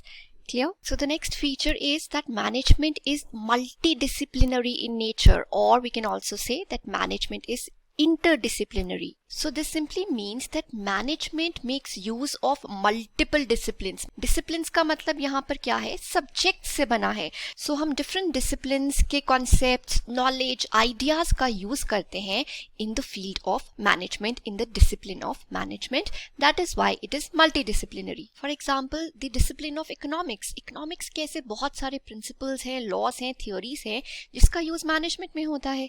आप economics में पढ़ रहे हो that आप कैसे minimum resources से maximum output generate करते हो. So this entire concept of efficiency, right? इसका कितना यूज होता है मैनेजमेंट में अपने different resources को अच्छे से utilize करने के लिए, isn't it? ऑल्सो अभी हमने पीछे एक फीचर पढ़ा था मैनेजमेंट का, that management involves decision making. बहुत इंपॉर्टेंट डिसीजंस लिए जाते हैं. सो एक रैशनल लॉजिकल डिसीजन लेने के लिए, अपने लिए बेस्ट ऑप्शन सिलेक्ट करने के लिए भी हम इकोनॉमिक्स के कॉन्सेप्ट का यूज करते हैं. जैसे कि कस्टमर्स के लिए कौन सा प्रोडक्ट बनाना है, सो ये हम रैशनली सोच समझ कर डिसीजन लेंगे. इंटरनल और एक्सटर्नल इन्वायरमेंट को एनालाइज करेंगे. ये भी आप इकोनॉमिक्स में ही पढ़ते हो, different factors in the business environment and how they effect your business, right? So decision making process में भी हम इकोनॉमिक्स का यूज कर रहे हैं. सिमिलरली मैनेजमेंट में subjects like statistics and mathematics they also play a very important role, because statistics is all about collecting data, analysing the data और उसके बेसिस पर कुछ इन्फॉर्म्ड डिसीजंस लेना, राइट. सो हमारी प्रेजेंट फिगर्स क्या हैं, past में क्या थी, क्या हम पहले से इंप्रूव करे हैं या नहीं, कंपैरिजन के लिए, एनालिसिस के लिए स्टैटिस्टिक्स का यूज होता है. मार्केट रिसर्च करने के लिए कस्टमर्स की क्या नीड्स हैं, एक्सपेक्टेशंस हैं, कॉम्पिटिटर्स की क्या स्ट्रैटेजीज हैं, उनके क्या प्लान्स हैं,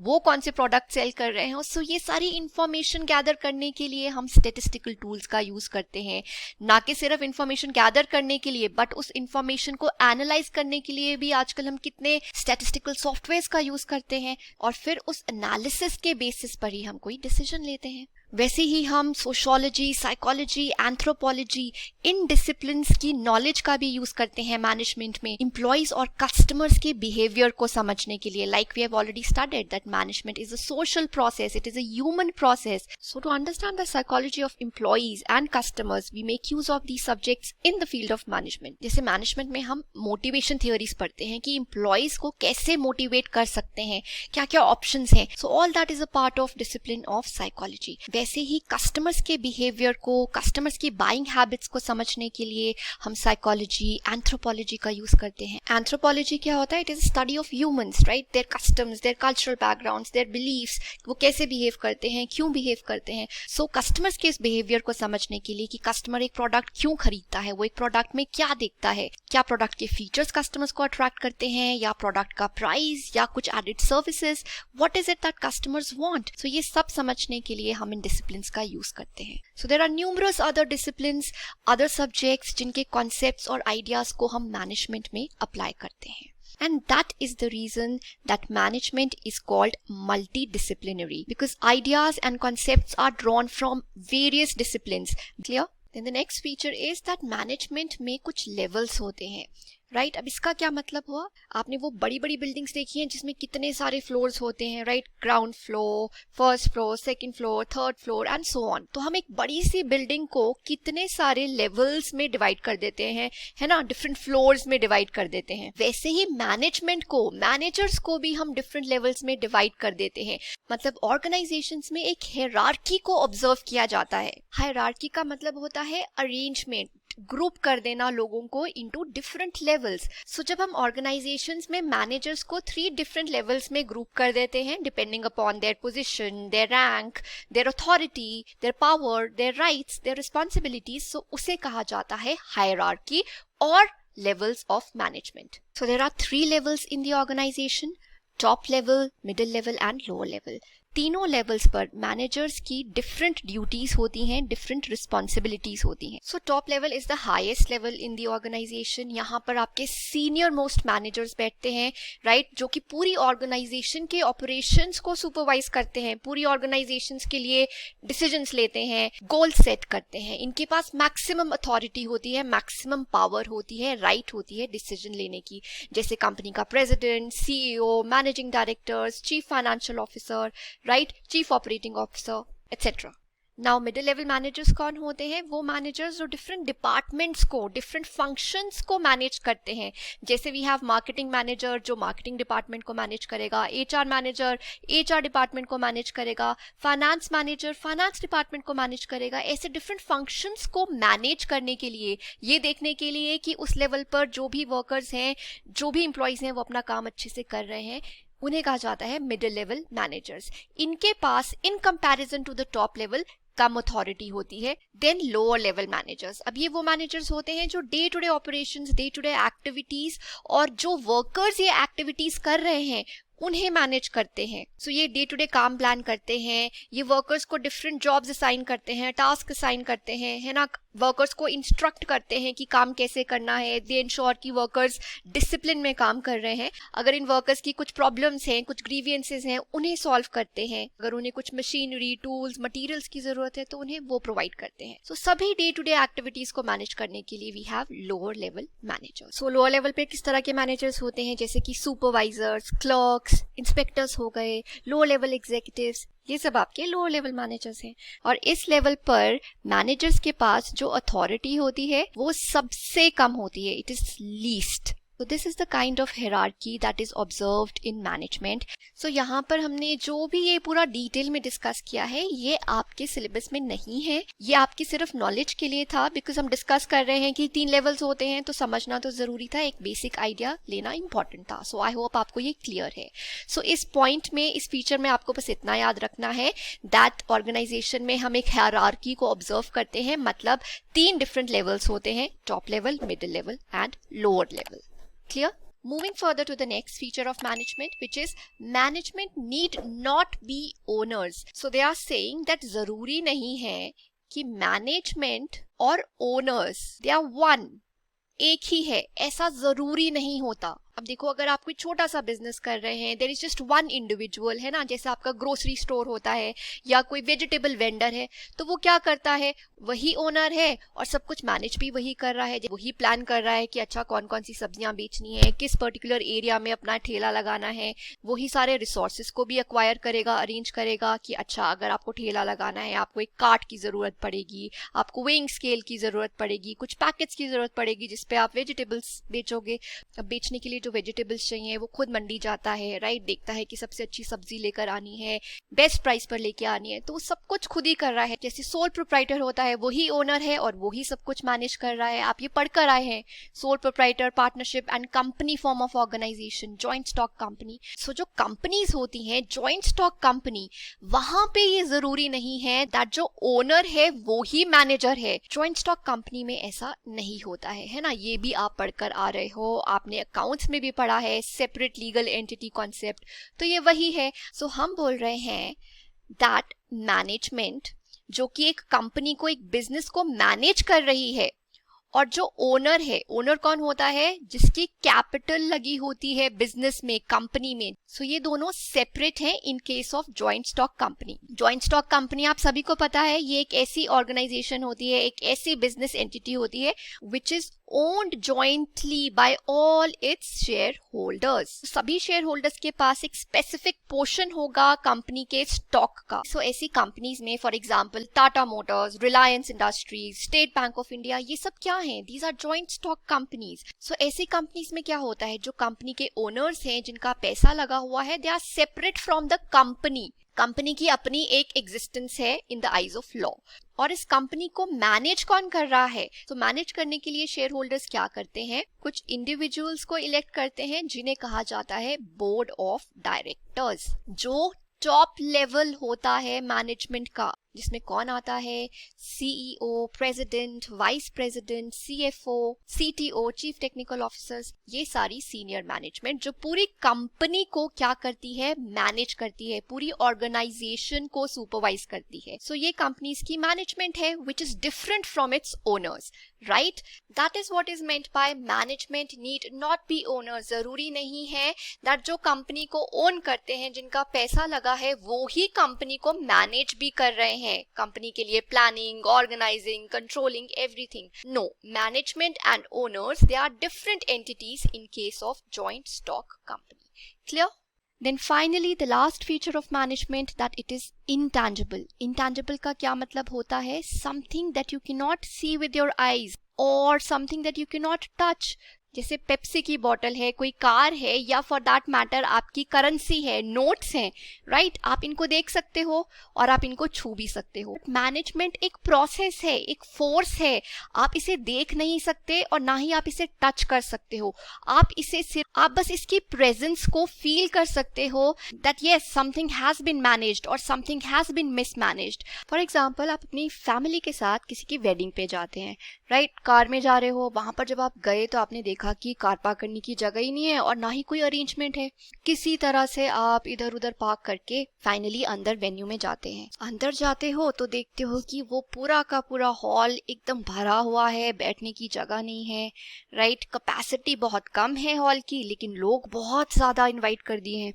चलो कोई बात नहीं, अब आप सोचते हो कुछ खा पी लेते हैं. वहां जाते हो तो इतनी लंबी लाइन लगी होती है. किसी तरह से वहां पर वेट करने के बाद आपका नंबर आता है.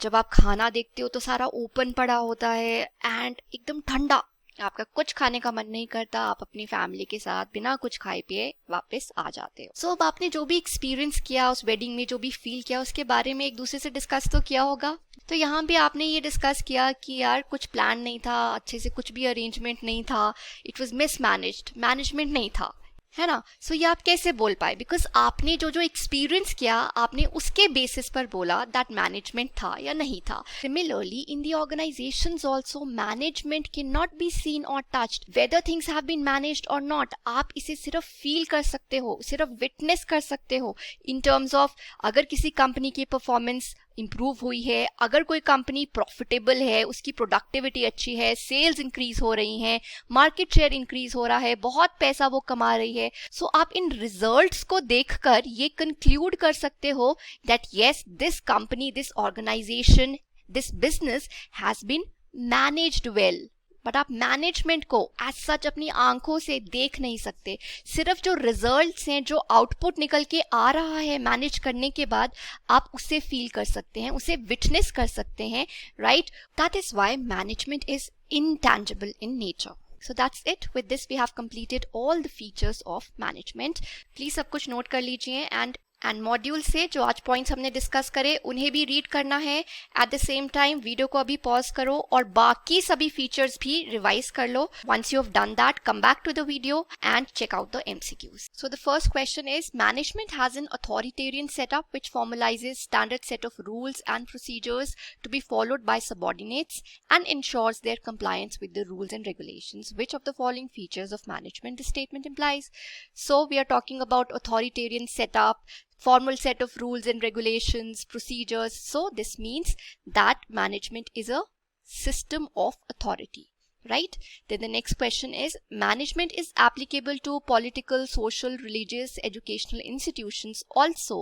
It is necessary wherever group effort is required. Identify the feature. So is it option A or option C? यहाँ पर देखो ग्रुप एफर्ट की बात भी कर रहे हैं और बोल रहे हैं कि एप्लीकेबल है हर जगह, लेकिन ग्रुप एक्टिविटी में हम सिर्फ ये बोलते हैं दैट मैनेजमेंट एक इंडिविजुअल टास्क नहीं है, ग्रुप एक्टिविटी है, ग्रुप एफर्ट्स आर रिक्वायर्ड। लेकिन यहाँ पर तो हम एप्लीकेबिलिटी की बात कर रहे हैं। सो किसी भी ऑर्गेनाइजेशन जहां पर बहुत सारे इंडिविजुअल्स काम करते हैं, चाहे वो पॉलिटिकल हो, सोशल हो, रिलीजियस हो, एजुकेशनल इंस्टीट्यूट हो, हर जगह मैनेजमेंट एप्लीकेबल होता है। So the correct option is universal activity. Then the third question is, the economic function of earning profitable return cannot be performed without enlisting cooperation and securing positive response from people. This indicates that management is, so जब तक लोग cooperate नहीं करेंगे, positively react नहीं करेंगे, तब तक हम अपने ऑब्जेक्टिव्स नहीं अचीव कर सकते. So this is option D, human approach. Then the fourth question, results of management can be witnessed in terms of improved performance, profitability, productivity, but can not be seen in plain eyes. Which management feature is this? Very simple, option B, intangible. Management is on one hand dash because there are definite principles of management. On the other hand, management is also dash because by the application of these principles, predetermined objectives can be achieved. So अब आप बताओ, जब हम बोलते हैं कि definite principles है management के, तो ये science है या art है? Science, right? और जब हम कहते हैं कि इन principles को apply किया जाता है predetermined objectives को achieve करने के लिए, so this means management एक art भी है.